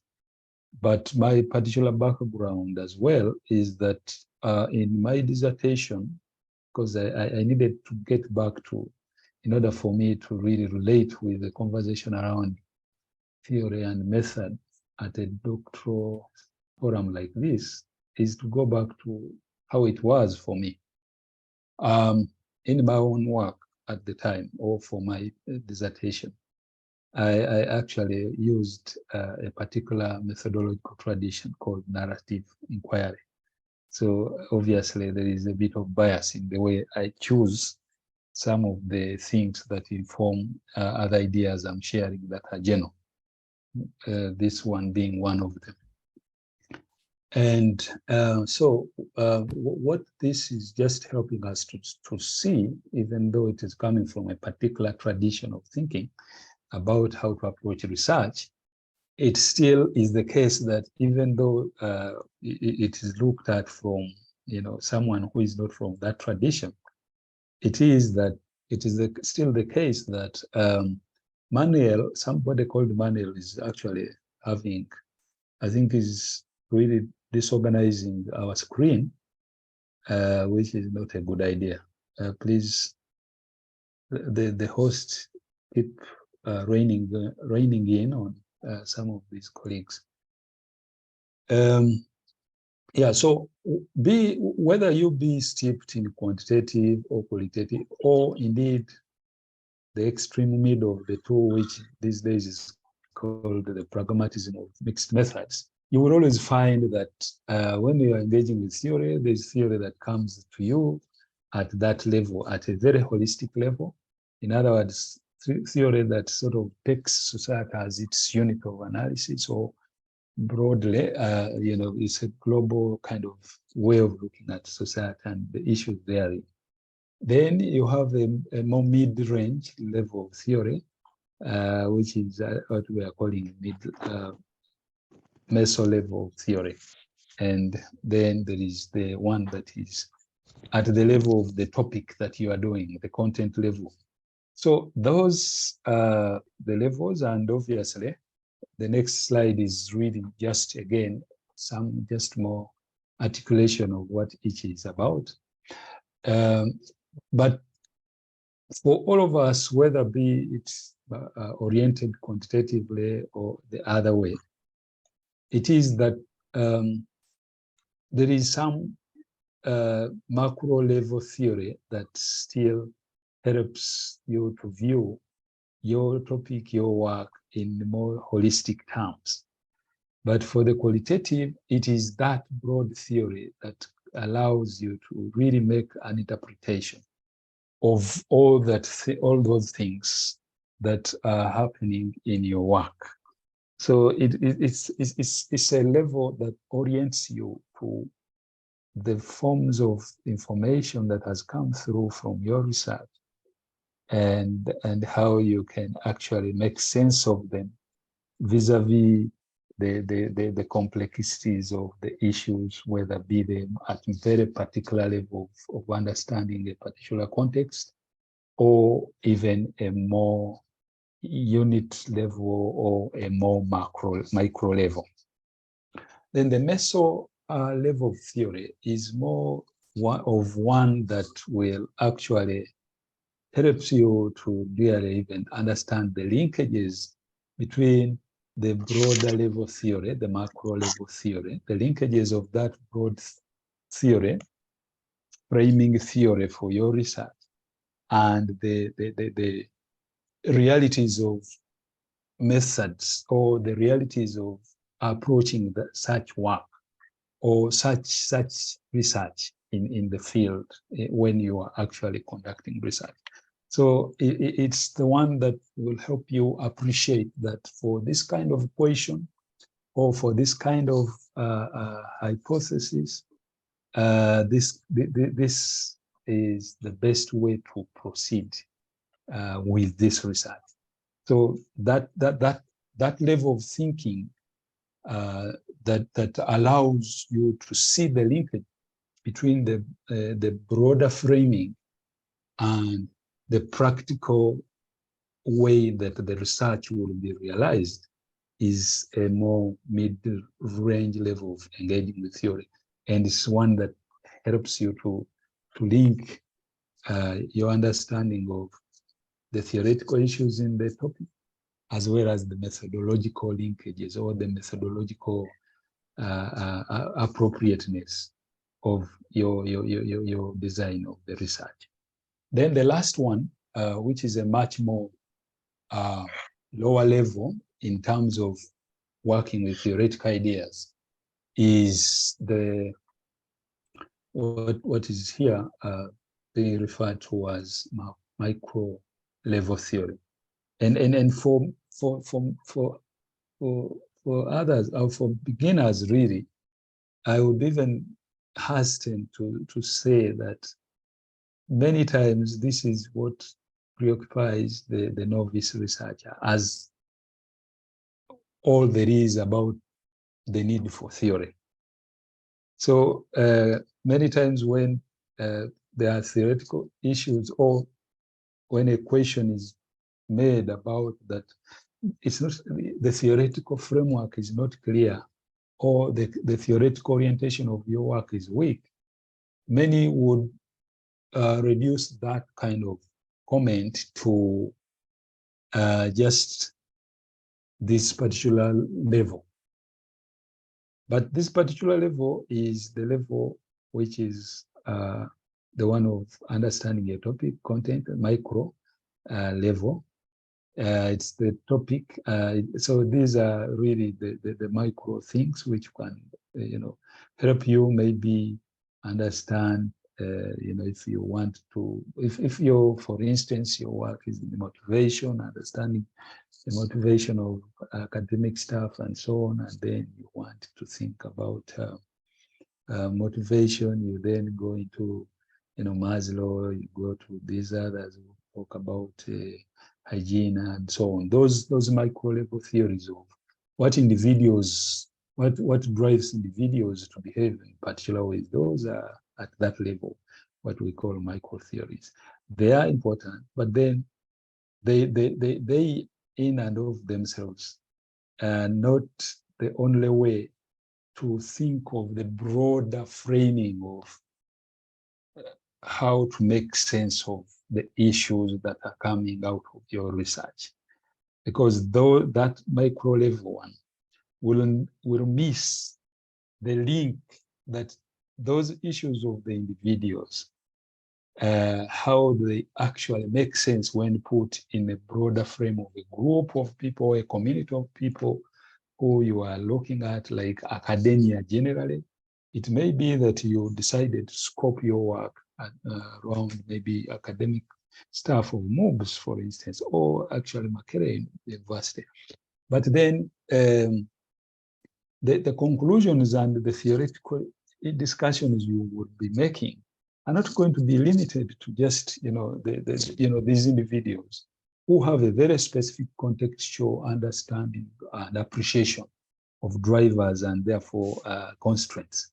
You might also want to understand a little bit more beyond just the individuals to issues that speak to them as a community. Now a community here is not just community as an aggregate of the staff that you included in your that are from your organization, but we're talking here things like academia in universities that are public. That then sort of brings in a bit of a higher abstraction than just the one that is about micro understanding of the unique individual characteristics. Or you may even want to pitch it at even a more broader global level in terms of, academy as, an institutional arrangement that also is part of the structures that drive society in certain ways, or that keep society in certain, at certain levels of development and so on. So, point of this whole part of the conversation really for me is that many times the novice researchers seem to operate at the micro level, or seem to think and reduce the thinking of theoretical framing at micro level issues, and yet the theoretical framework to orient your thinking about the study and the topic engages and includes other levels of abstraction. And so it's important that we are able to appreciate that our work may, drive us into, exploring the other levels as part of the broader explanatory framework of this particular piece that you are coming up with. I think in terms of levels of theory, I will leave it at that and move to the next section. And the next section here is now where we now go specifically to the how do we then insert or actually include or have a conceptual framework in the work that we're doing. I mean, a theoretical framework in the work we're doing, knowing that this theoretical framework is made up of theory. It's about theoretical framing, but knowing that theory is also applying at those levels, as we have said, of abstraction, and also other realities that we have just been talking about in the previous slides. Now, here I'm going to, I think I'm going to engage with this aspect of the discussion much more at the broader level of thinking about theory in terms of as an explanatory framework. In other words, I'm going to use a metaphor of, an architect, like someone who is going to construct a building. So in order for them to construct something, they are going to have some, framework or some kind of blueprint that will help them to think of, this structure they are going to put up such that, anyone who sort of moves by or who looks at or who passes around or who sees it will distinctly understand that it's a particular form of structure or particular form of building. So, because theoretical framework is really a foundation from which knowledge is constructed for research study. So all the kind of knowledge that you are going to be able to sort of bring out as part of what you are contributing to the structure or the existing base of knowledge, it's going to be based on this framework. And so it's important to really have a good understanding and an appreciation of what it is, but also what it can enable you to do in your study and what is the best way to think about it. Now, and that without it, you will find that the structure and the vision of your study is not clear. And like I've put some notes on the screen there, it is just to indicate that just like a house, like I mentioned to you, that, when you are doing a theoretical framework or thinking about a theoretical framework as a study or as part of how you are going to think and imagine your research project, you are going to almost be like an architect who is starting on a journey of, putting up a building, putting up a structure. And so if you are like an architect, and then the framework that guides you to do that is you don't have one, then it clearly will then show that it just indicates that there are going to be problems in how you are really going to be able to put together or pull off something that will stand the test of time. And here, if you are, let's just go into that a bit for a moment, just push the analogy a bit further. It might be, if you don't have a framework or something that guides you in the way you are thinking about the building you are going to build or to put up, then it means that that is a dangerous way to move, because we know now, the buildings need something that, foundationally was well thought through. When they are not, obviously you build a structure that will not stand the test of time. It may actually go by the wind if we get, in some of the places where winds are strong, it can put it down. Or it may actually be that even though the wind hasn't brought it down, if people have to now use it as their structure, as their place to live in, it may actually be not suitable, not usable, because it may be that some of the things that are in it, human beings are not able to interact effectively within it, for whom this is designed and stuff like that. So that's why I'm saying that, without a theoretical framework, thinking about it from that metaphoric architect metaphor, it's like you then don't have the right foundation of thinking. And like a house, which cannot be constructed without a blueprint. So it serves as a guide on which to build and support your study, and also provides the structure to define how you will philosophically, epistemologically, methodologically, and analytically approach the dissertation as a whole. Now, I think I've thrown a lot of concepts there, but for a PhD, I would imagine that this is not to intimidate you with terminology, but to simply say that, views of how you make sense of the world and the reality that makes the world the way it is, always are at the back of how you are thinking about what you're doing.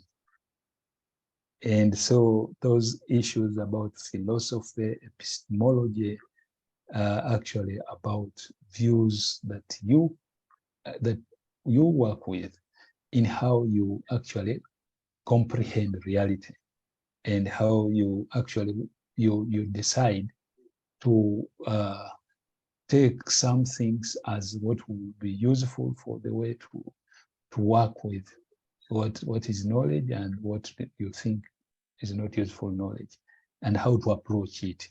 So that's what that means. And therefore, a theoretical framework is not just a simple box, like sometimes I see in dissertation. It's not just those boxes.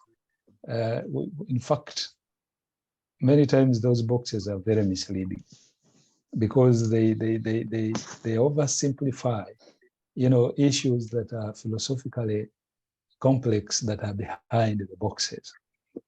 That's why you will find that in some dissertations or in some scholarly work, you won't even see boxes. You will actually see analytical arguments making the case for the way to think about the question that you want to address, or the problem that you want to attack in your study. So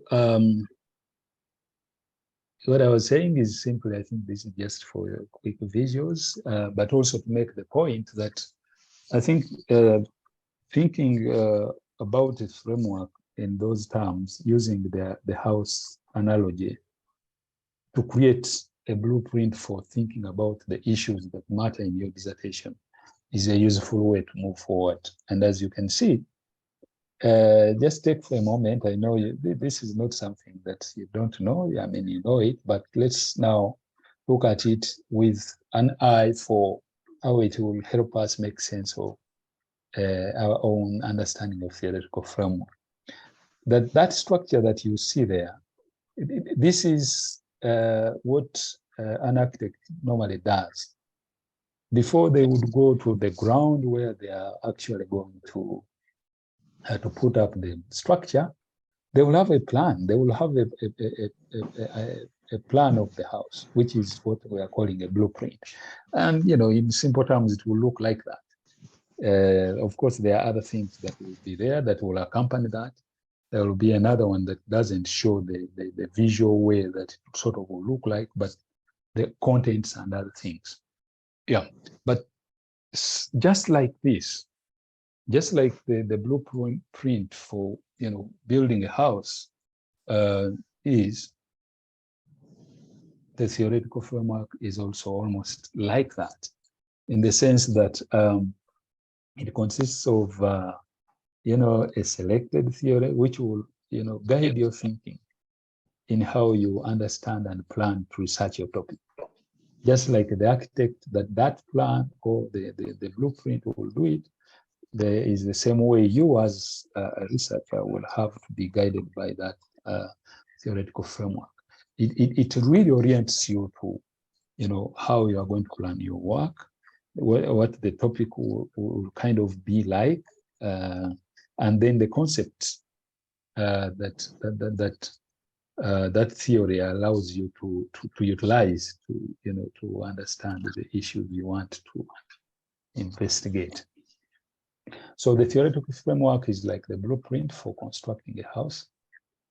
And so like that blueprint that we have just seen in the previous slide, there are two types of blueprint drawings that are used in the construction industry that correlate with the theoretical framework of the dissertation.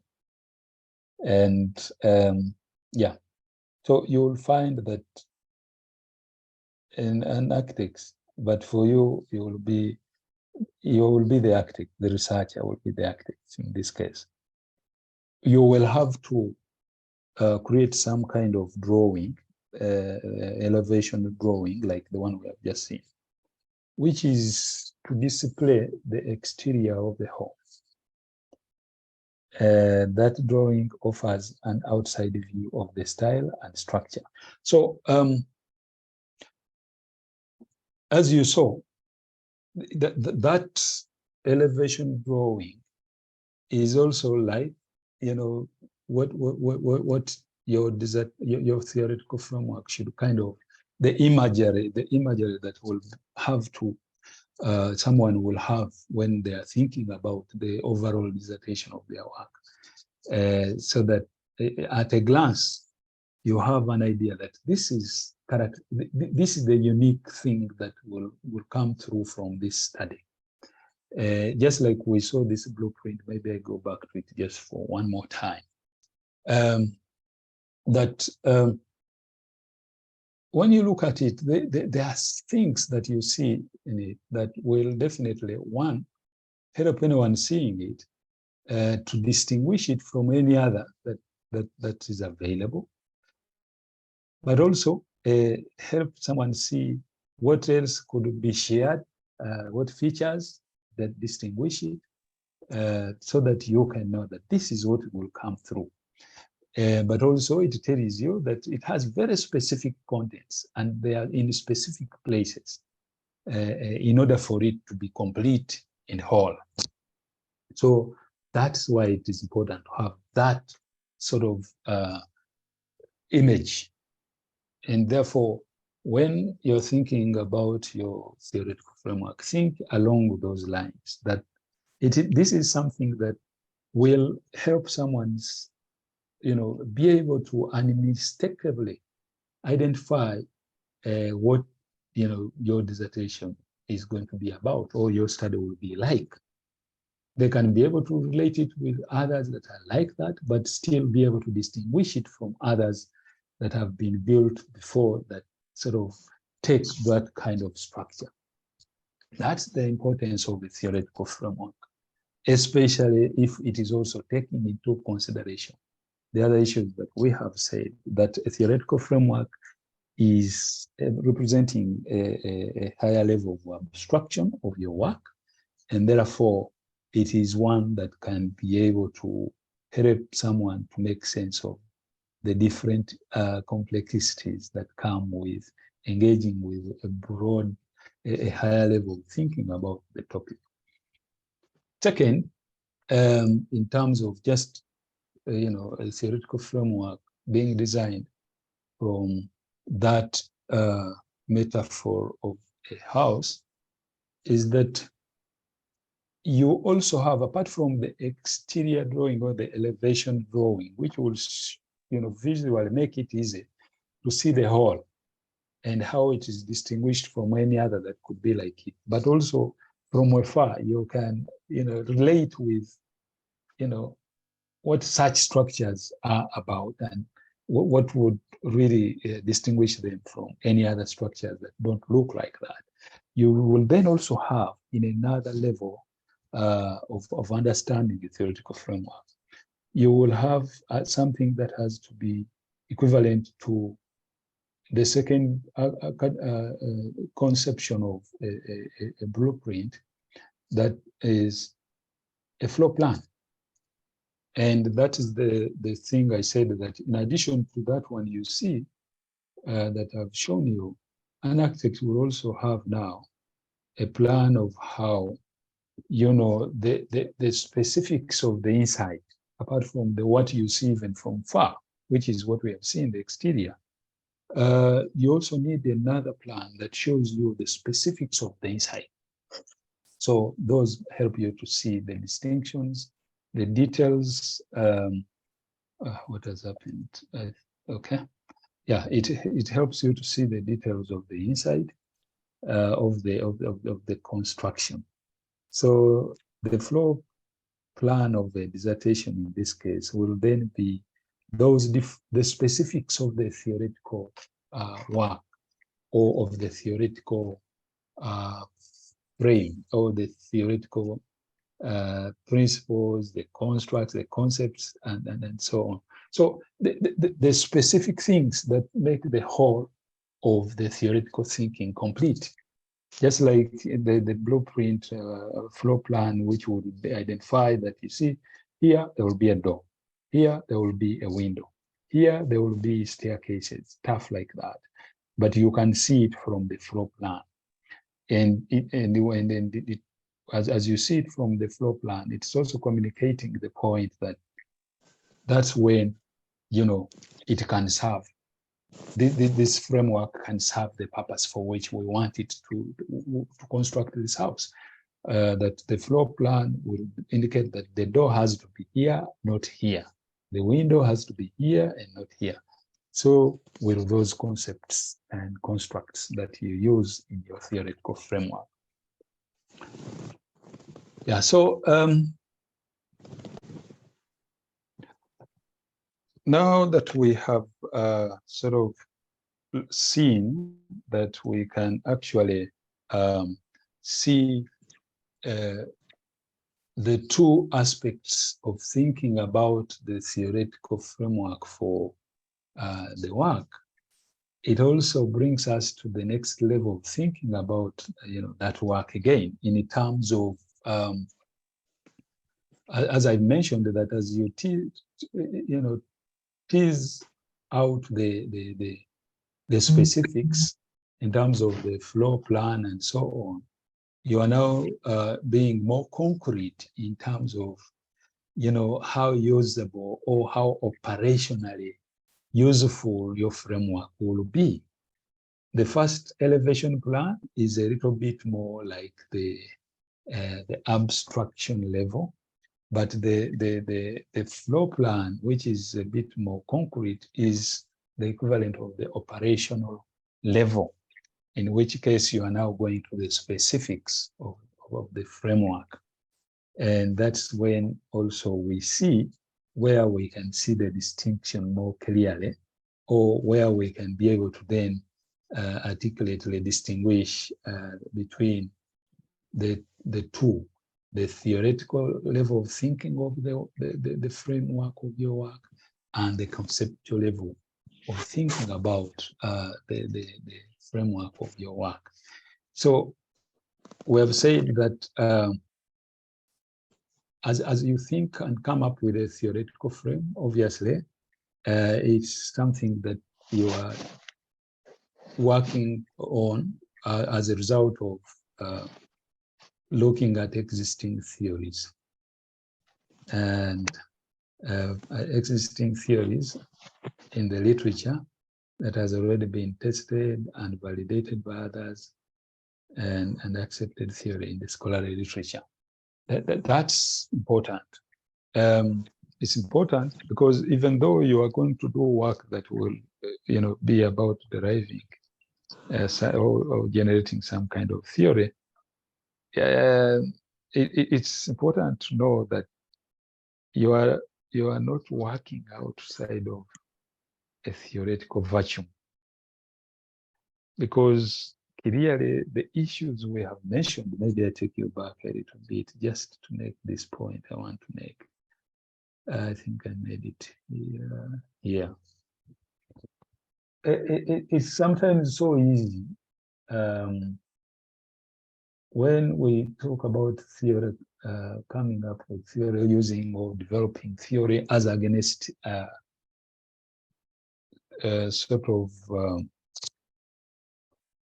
building on theory. There is where you come up, you want to really build a new theoretical thinking, and there is where you want to build on what is there and maybe just test it and then further knowledge by through what you have tested. When you work, when you find that this is normally how everyone who is coming into research is meant to think, that either you are going to come up with a new theory or you are going to work with an existing theory in simple terms. It might give the impression that if you are using mode 2, which is you are going to come up with a new theory, then it is that you will actually be working in a theoretical vacuum. And that therefore, there is no point in making reference to what is already available, as if to suggest that everything that is available, you don't need it, because after all, your mission or in this research, the intent is to come up with a new theory. Clearly, that might look like that is true, but when you now go back and see that, all these ideas, theoretical ideas, have something that has, contributed to the way they come up in terms of, philosophically or in terms of epistemologically, ontological, and so on, it is hard to imagine that you can't make you will successfully even build a new theory without making reference and reviewing what exists and working with it as part of what you build on. Because even someone may suggest that when you think about and do it like the suggestions by grounded theories, it is possible. But I can tell you when you steep yourself a little bit more in the debates around grounded theory, you will even see that even the first ones have also been able to accept that there is no such a thing as having to start and to have completely a blank slate of theoretical thinking. There has to be something that has affected the way you have framed even the question, the thinking about the question and stuff like that. So going back, we then appreciate that first point in the sense that somehow the framework is derived from something that is there, but you are using it as a basis to see possibilities of how you further either theoretical thinking in the same line or actually, move into bring in new insights that could even, overturn the theory on its head. But on the other hand, a theoretical framework, a conceptual framework, is much more concrete in terms of the specifics, which, like we said in the flow blueprint, it gives you more concrete concepts. It's about the concrete concepts that will be feasible given the particular frame of thinking the theory is guiding you with. And so It can also help you to orient with if your work is more about variables, how the specific concepts will help you understand and therefore approach the study of particular variables. So in a sense, the conceptual framework is much more specific and more concrete, and it offers this logical structure of the concepts and how those concepts connect in your work to help you see how the ideas relate to one another in the theoretical framework. So it's not just as simply a string of concepts, but a way to identify and construct for the reader, your frame of thinking and approach to your topic of study. So in the is and was of this of talking about this work, it's really it's really to simply say that you can distinguish these two very important elements of thinking about your work conceptually at the beginning, especially when everything seems to be possible. To think of them in terms of one as representing, the elevation blueprint, like the exterior blueprint, and then the other one as representing the interior blueprint of this theoretical framework, like we said in the house analogy, because that way you are able to see that like a house, you cannot stay and your work cannot be accomplished if you are only going to work with that broad framework, exterior framework.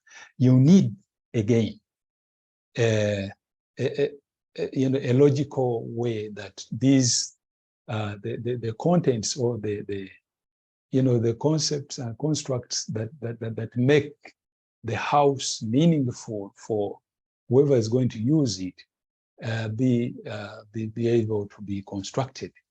Otherwise, as I mentioned, if the conceptual framework is not seen in that form to be a logical kind of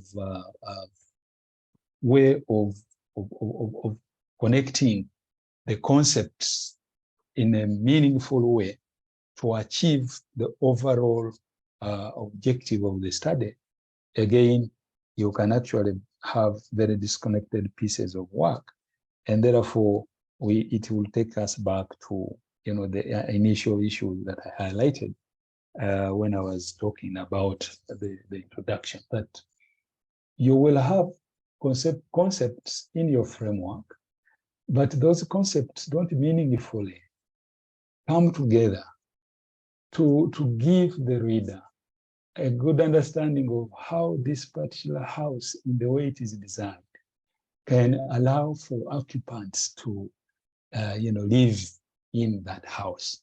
You may have a window that is either very small, or you may have stairs that are very small and therefore not accessible, or you may actually have you may put things that people cannot use in that house. So you have the point is that you probably may have a clarity at the level of exterior blueprint. This is how the structure will be. This is so that it distinguishes it from any other, like any other house that is like that. It is specific enough, but also it is general enough for people to understand that that's a storied building, as against that is a bungalow. But it's not enough to stay at that. It is important to go inside the bungalow or inside the the storage house, to then define those things that, will make meaningful interactions for those who live in there. So for the theory, it will then make the theoretical framework meaningful in terms of the concepts that epistemologically make sense in terms of the theory itself, or the concepts that actually give a meaningful attack or study of the variables that you are studying. So I think I want to, I know that the moderator said I can leave 15 minutes, but I think I want to leave more time for just us to really make sense of those issues, maybe engage more, because I didn't do what I normally do when I'm in a consultancy mode. When I'm in a consultancy mode, I first start with, what people expect when you have given them this broad ideas that you want to engage with, so that even though you have a prepared way you are going to engage with them, their expectations may help you to focus more on certain aspects and not others. Since I didn't do that at the beginning, I want to leave it at this point, and then allow the audience to be able to maybe have more time of engagement. Thank you very much for listening to me. And back to you, to Michael. Okay, thank you, Professor Julius. Very interesting. Professor, actually, every time you come into the platform, you really bring very critical issues.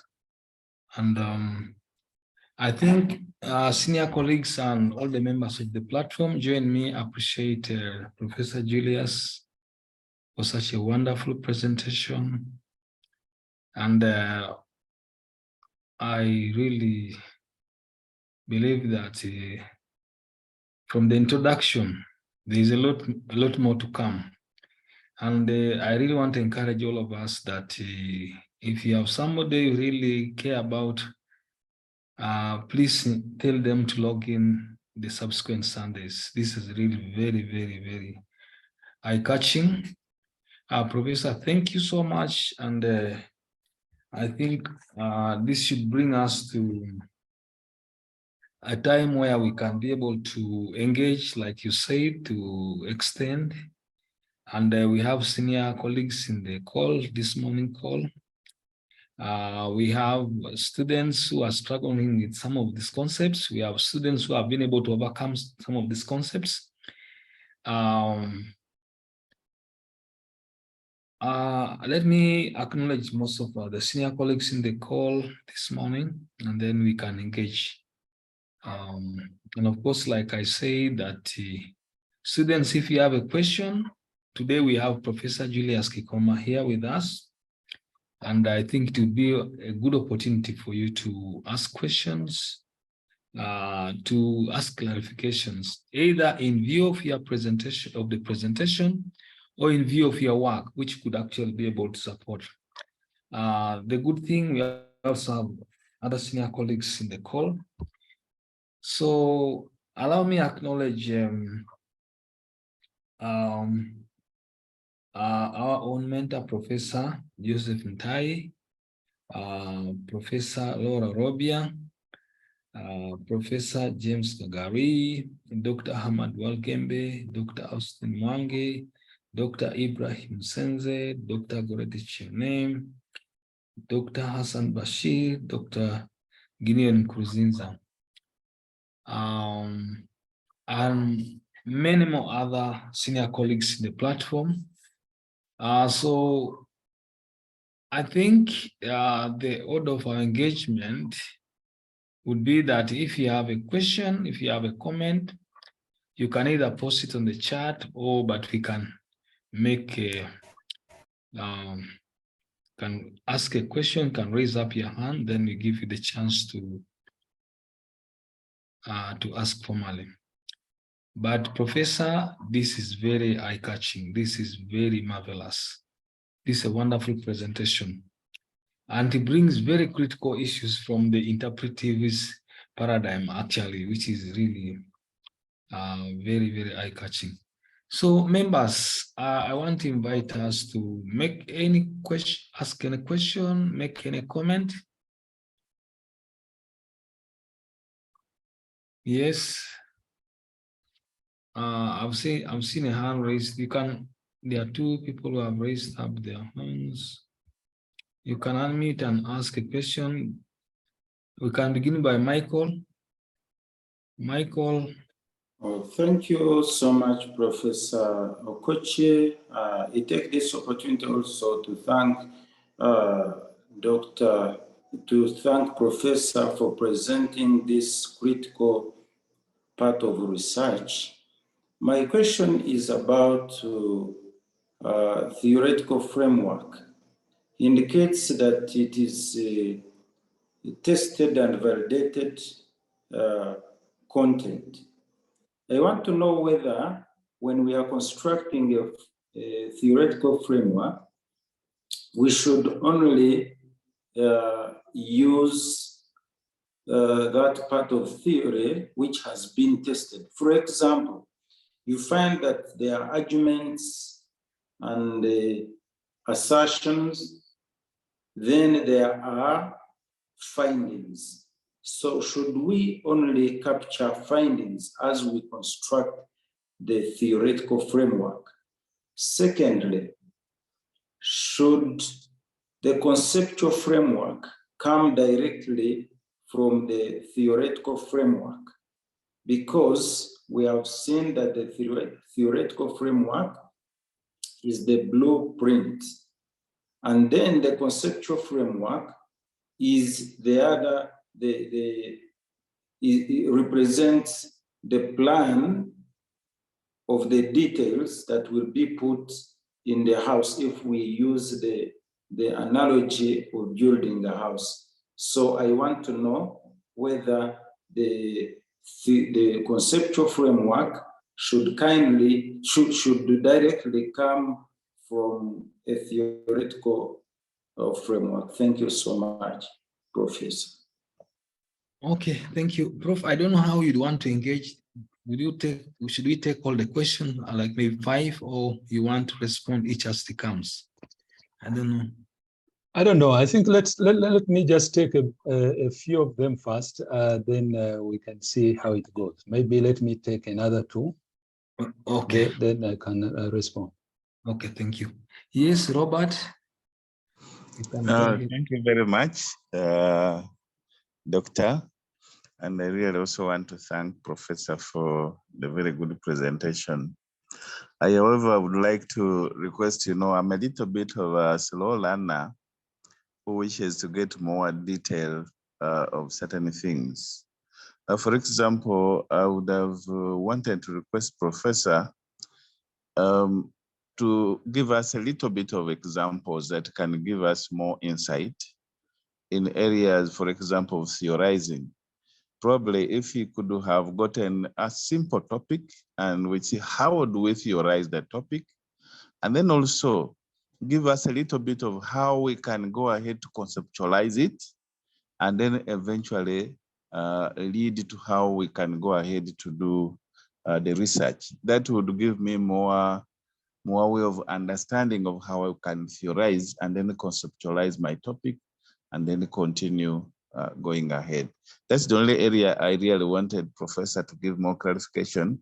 And if he has something like an example that can be utilized, because this is general and it gives general information of how I can understand it and how I can use, I can be able to know that without conceptualization and without theorizing, then the background of the house is not properly built. So I wanted to get more insight in that area. Thank you very much. Thank you, Robert. Prof, I also see there is one in the chats by Emmanuel. And he's saying that thanks, Prof, for the house plan analogy. I can request to be helped on how I can use the house analogy in qualitative research approach, especially relating the theoretical perspective and the conceptual perspective. I don't know, Prof, whether we can engage with that or we take another. I think let's engage with those, then we shall take another. All right, thank you. The questions were really very good, but I think the last ones speak to why I said let me stop there and try and just get a sense of where are the pain points, to speak like those who always see everything in terms of problems.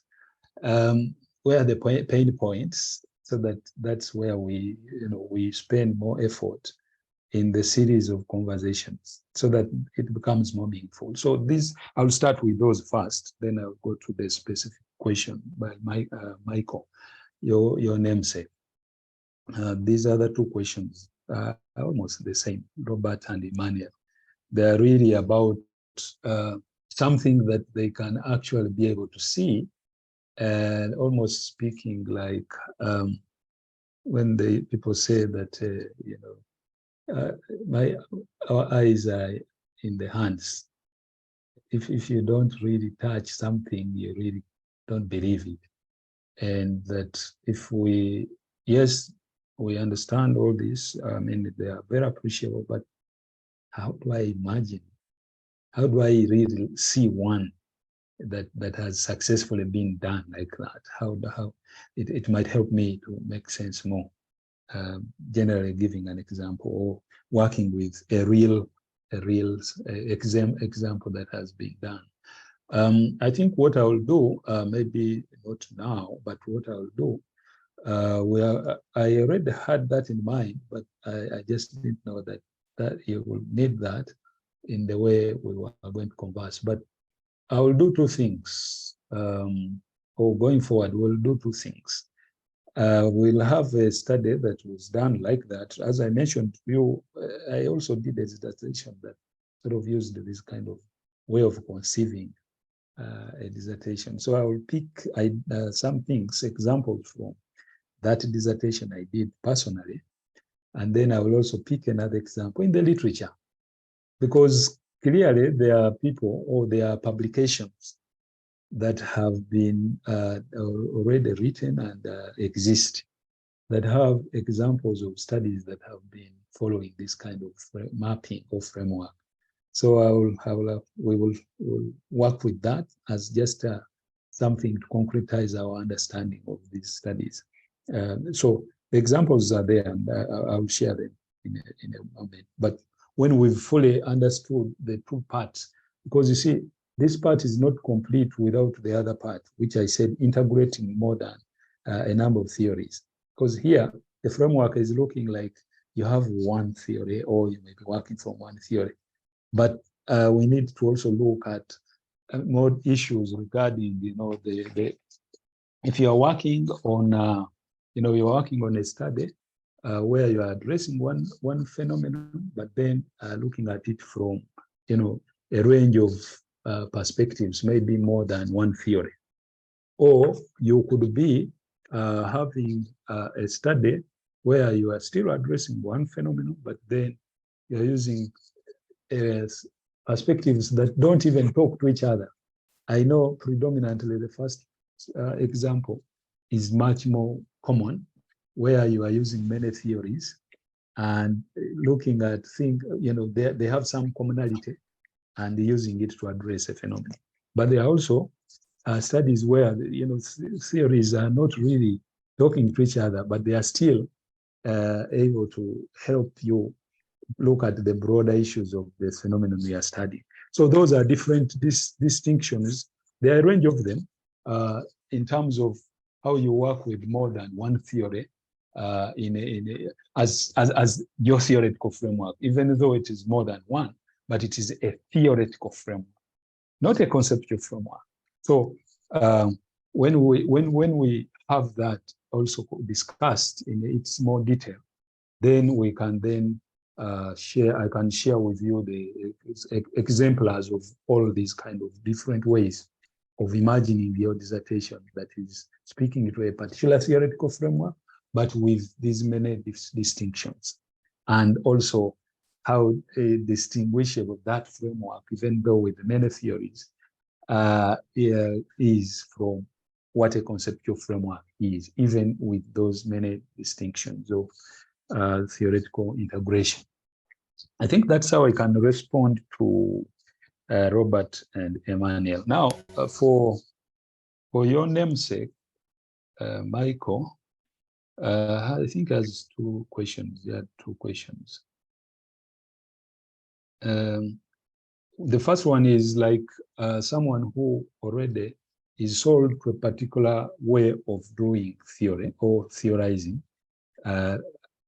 Like you already are working with a theory that has been proven or with the tested facts, and then building on that. Or can we even go beyond that and you know, try out, you know, things that are not yet tested? And I would say that I think theory is, the more theory is not completely proven in all its entirety, the more it will stand the test of time. The more quickly you conclude what the theory can bring to the discussion, and there are no other ways to really proceed, the less effective it becomes. So I think useful insights normally come from even going beyond what is proven to prove other aspects of theory that have not yet really been proven, but still are possible to come off the same theory. That's how I look at how to really look at what you need to do when you are engaging with a particular theoretical framework. It's not just enough for me, I think, that yes, you can go and test and validate and maybe even work with those aspects that have been tested and validated to give you confidence. But if that is all that you are going to do, then it means that one, you're not going to advance much more theoretical thinking, because already you're working within what already exists. The second aspect of your question is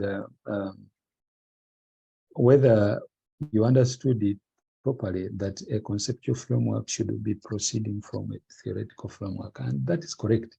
Because if your screen is still reading my slide, the slide is still displayed, and then that last bullet in red is actually giving it to you all, that the theoretical framework represents the broader exterior blueprint. In other words, it gives you the broader shell of the house, if we just go by that way of thinking. And then it is the conceptual framework that gives you the contents, the specificities. The shell can be the same, like these people sell shells, but then when you buy it, you might actually appropriate it with, you know, make some modification, even though the shell still looks the same as other shells that are available. So yes, I think the best way to see the distinction, but also to make it concrete and be able to add something to the theory, it's good to see concepts as arising out of the theoretical framework. I think those are the issues that the first set of people asked. Michael, maybe we can get more questions if they are there. Yeah, thank you, Prof. By the way, thank you so much. I really want to appreciate you by bringing these critical concepts, because I know normally from a positivist point of view, the very terms, theoretical framework, conceptual framework, fairly mean quite different perspective. But one thing I like about the presentation, it has been able to clearly articulate theorizing and conceptualization interpretive perspective, which I know it's not very common and not popular. Sometimes even when like now, I know from your presentation, somebody who has done his boxes now is wondering, but I think as we continue discussing, like even what you have said really, as now you go into the practical analogy, I believe it will really take us to a very good position, especially people who come from a positivist perspective.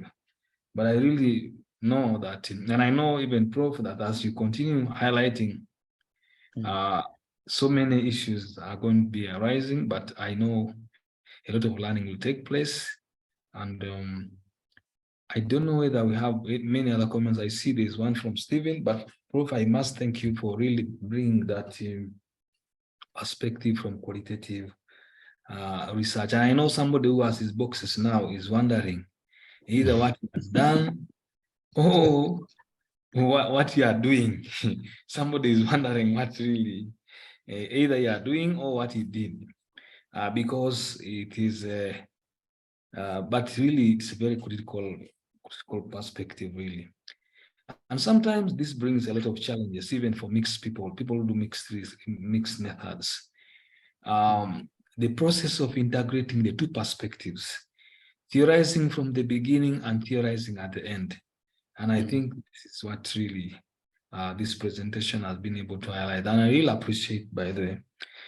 Most times, like if you look at most of the PhD platforms or the research world, so much dominated by positivists, and but when these perspectives come, it gives us an opportunity of reflecting.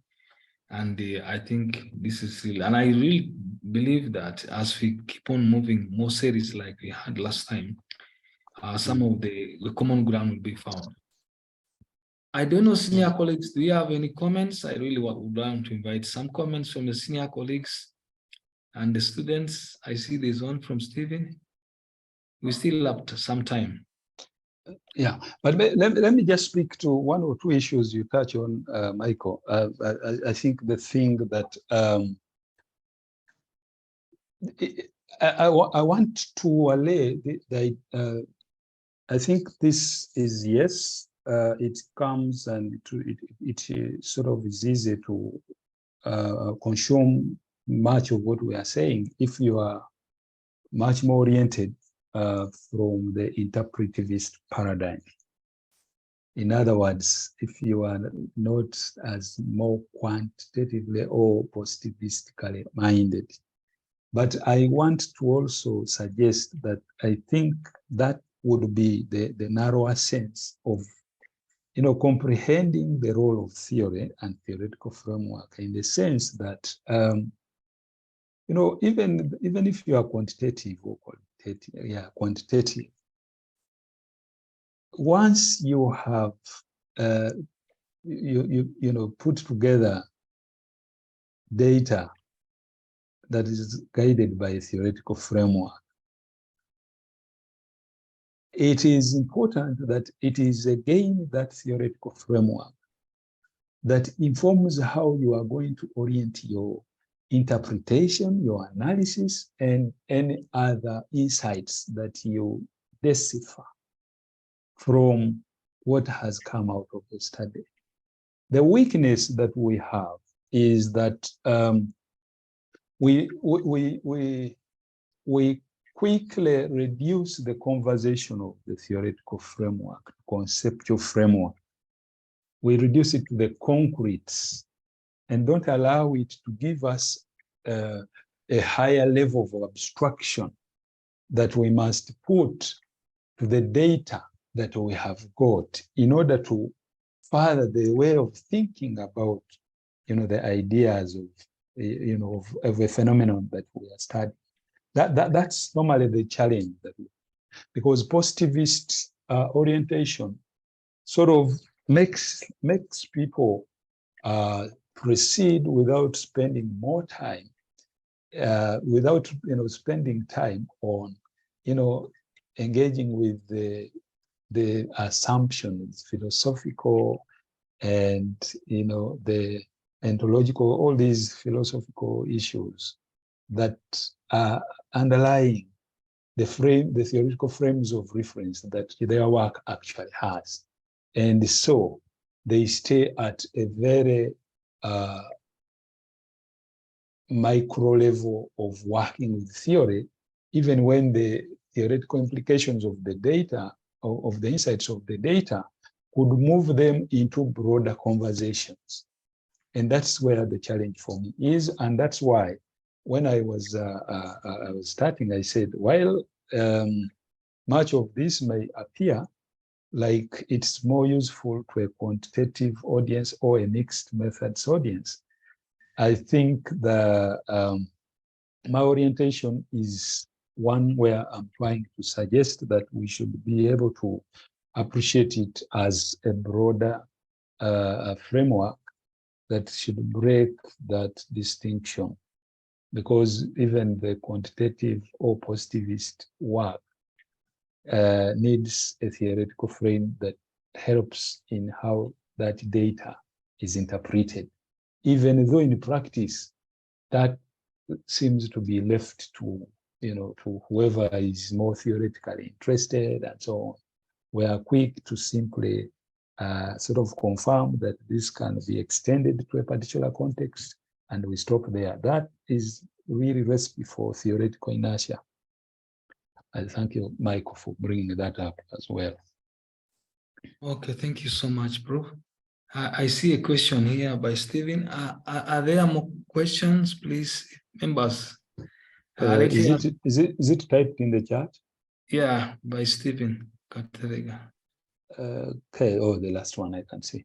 Can a researcher use more than one theory, and if so, how? Okay, right. I think let's get more if they are there, but if they are not there, I can go with that.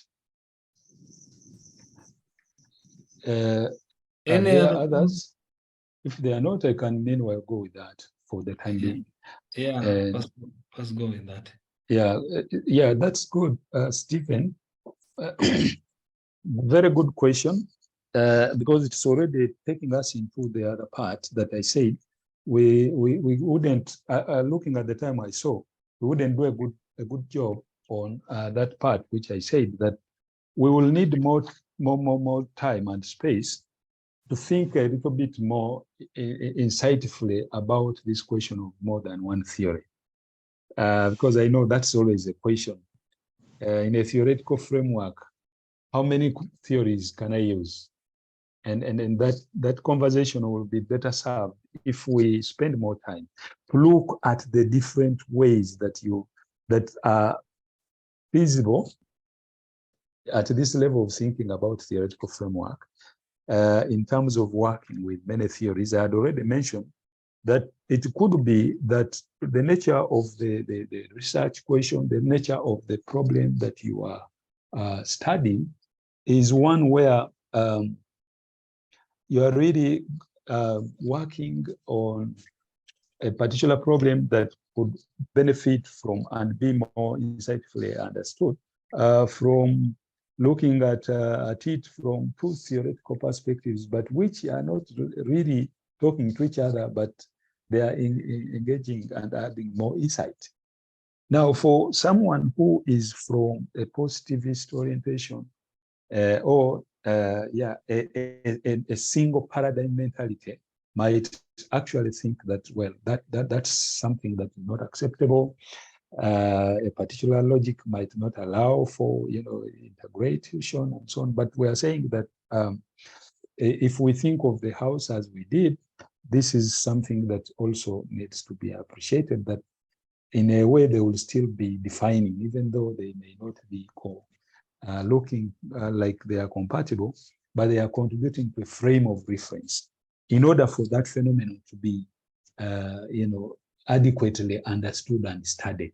So there are many ranges of ways of combining or integrating more than one theory that we can spend time teasing into. It could be that you are using more than one theory, but they have a commonality. In other words, they may be bringing, you are just using aspects of it and stuff like that, aspects of each of the many that you might want to involve, as long as they usefully make a contribution to understanding the variables and or the key phenomenon that you are actually focusing on.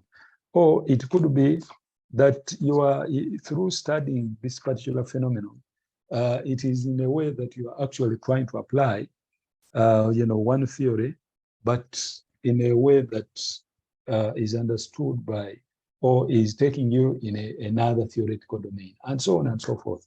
So you can use more than one theory to answer you straight, but there are different contexts that make that possible. Michael, back to you. Thank you so much, Professor Julius. Now, any other comment? Any other question? As we come to the close of this morning session, I think we should, Dr. Ibrahim will be able to highlight maybe make some closing remarks. But I wanted to invite any other senior colleagues who has a comment. To me personally, I think this is really very important, and this platform needs this. Prof, by the way, when I was doing my studies at doctoral level, I used to find myself always in a confusion when I go and attend the presentations from different students. Sometimes some strongly positivist, some strongly interpretivist. And you look at how, especially the final thesis, and then you see the debates which come among the professors, what some against, some for, and then, because you are just an amateur, when this one speaks, you become excited, you think that is the winning idea, the other one speaks, and also you see the same thing, and you just remain confused there. But eventually you begin seeing that the way knowledge is generated from both perspectives is really critical. Dr. Ahmad, please, you have raised your arm, and I really want to give you a chance to. Thank you very much, Professor Michael, for moderating this session, and also Professor Julius Chikoma for really taking us back to these basics, but very powerful basics in research. Mine is just to add on the voice of Professor Michael to say thank you before Dr. Msenze comes in. I would like to really appreciate you for the time you have put to put this together, and also your co-presenter will be coming in with you next week, Professor Rolla. We appreciate the commitment you have extended to the students, and we believe that if we go with this commitment, I think we are making a contribution to the community. To the students community, the issue of theoretical integration, understanding theoretical frameworks and conceptual frameworks is really at the heart of research. Is at the heart of research, and to me, I think understanding these issues that we have been talking about for the last maybe 3 to 4 weeks, and then we are going to another 3 to 4 weeks, 5 weeks of integrating theory into your research is something that is very, very powerful. It is something that distinguishes your PhD research from other types of research. So, Professor Chikoma, we appreciate you. We say thank you very much for the commitment. And we believe that in the next 3 weeks, we should be able to really have picked something different and something better for our research. Thank you, and back to you, Professor Michael. Thank you. Yes, Professor Julius, I was busy highlighting my confusion, and I'm very sure there are many people right now this morning who are in the same confusion I was.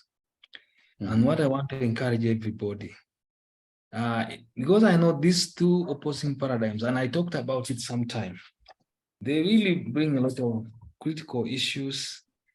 And I think as we keep on, I believe this will be highlighted clearly.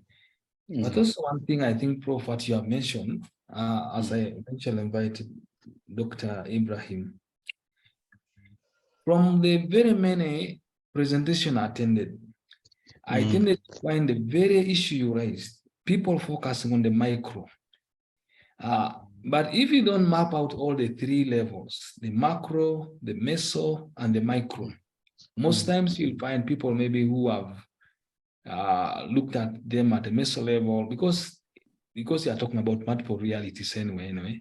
So at a macro level, there are those realities we face generally. Then at meso level, there are those realities, and then micro. Most times you find, and most students actually find themselves trapped in that. Even I've seen people mixing methods. They will focus on a micro level, and then sometimes you find that because of inadequate application of theoretical and conceptual frameworks from an interpretive perspective, you will now be boxed in a small micro perspective, which actually cannot be bought. And most times you find people either getting into trouble, they don't pass or something like that.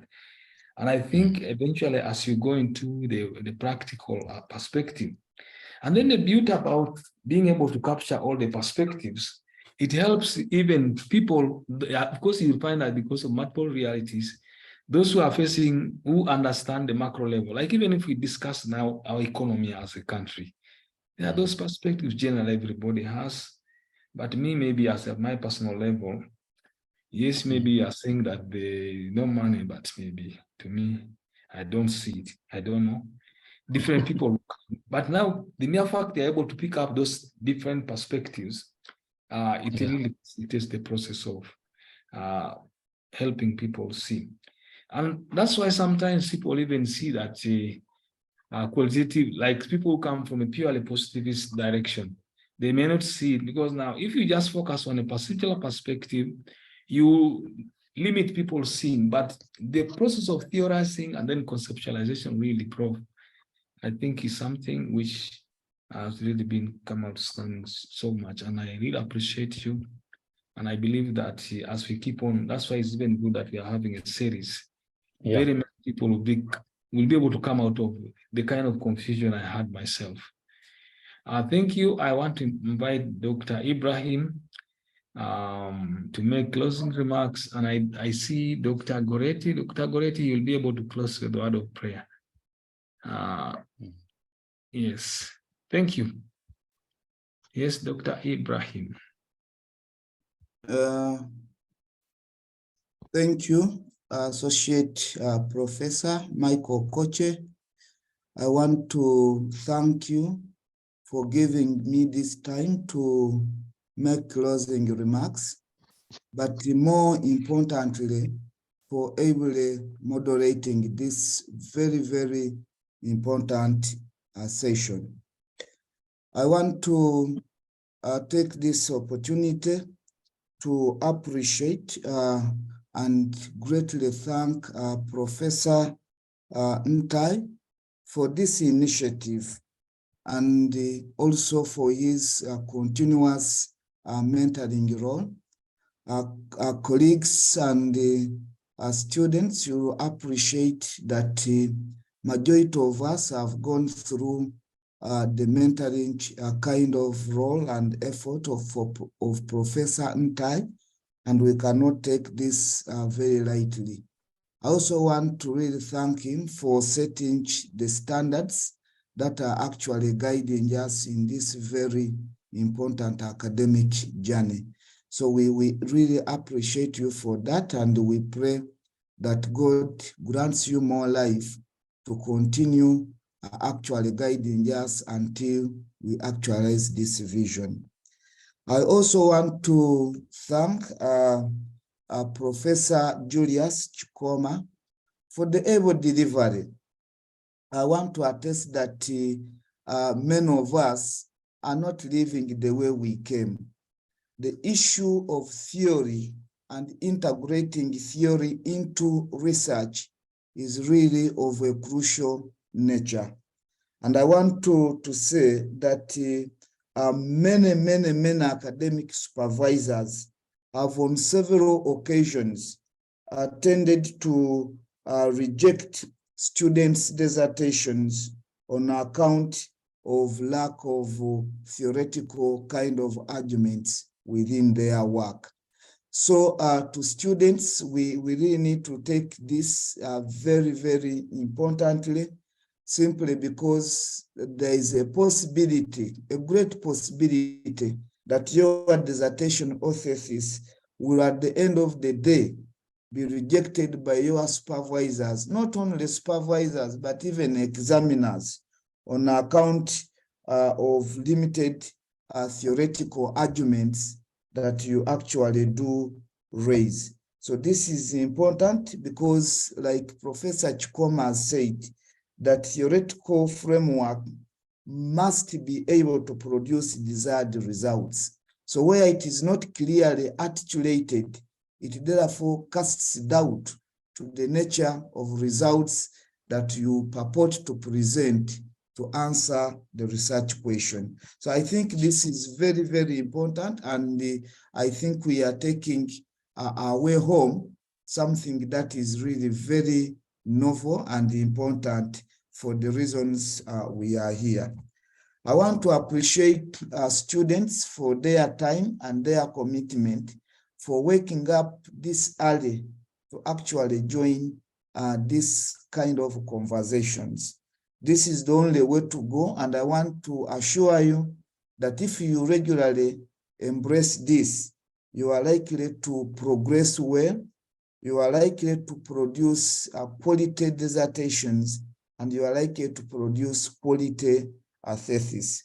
I want to urge you to call upon your colleagues who are out there and who have not taken this really very seriously to actually come on board, because there is no shortcut to producing quality work. This is the only magic, and I think many of you have really appreciated how this must work moving forward.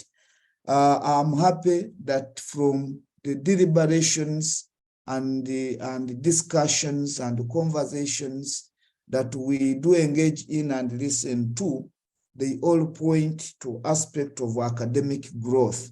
Our colleagues, I can see students, they are continuing to grow academically. And on this note, I want to thank everybody, most especially the senior colleagues who have sacrificed to ensure that they are part of this very important mission.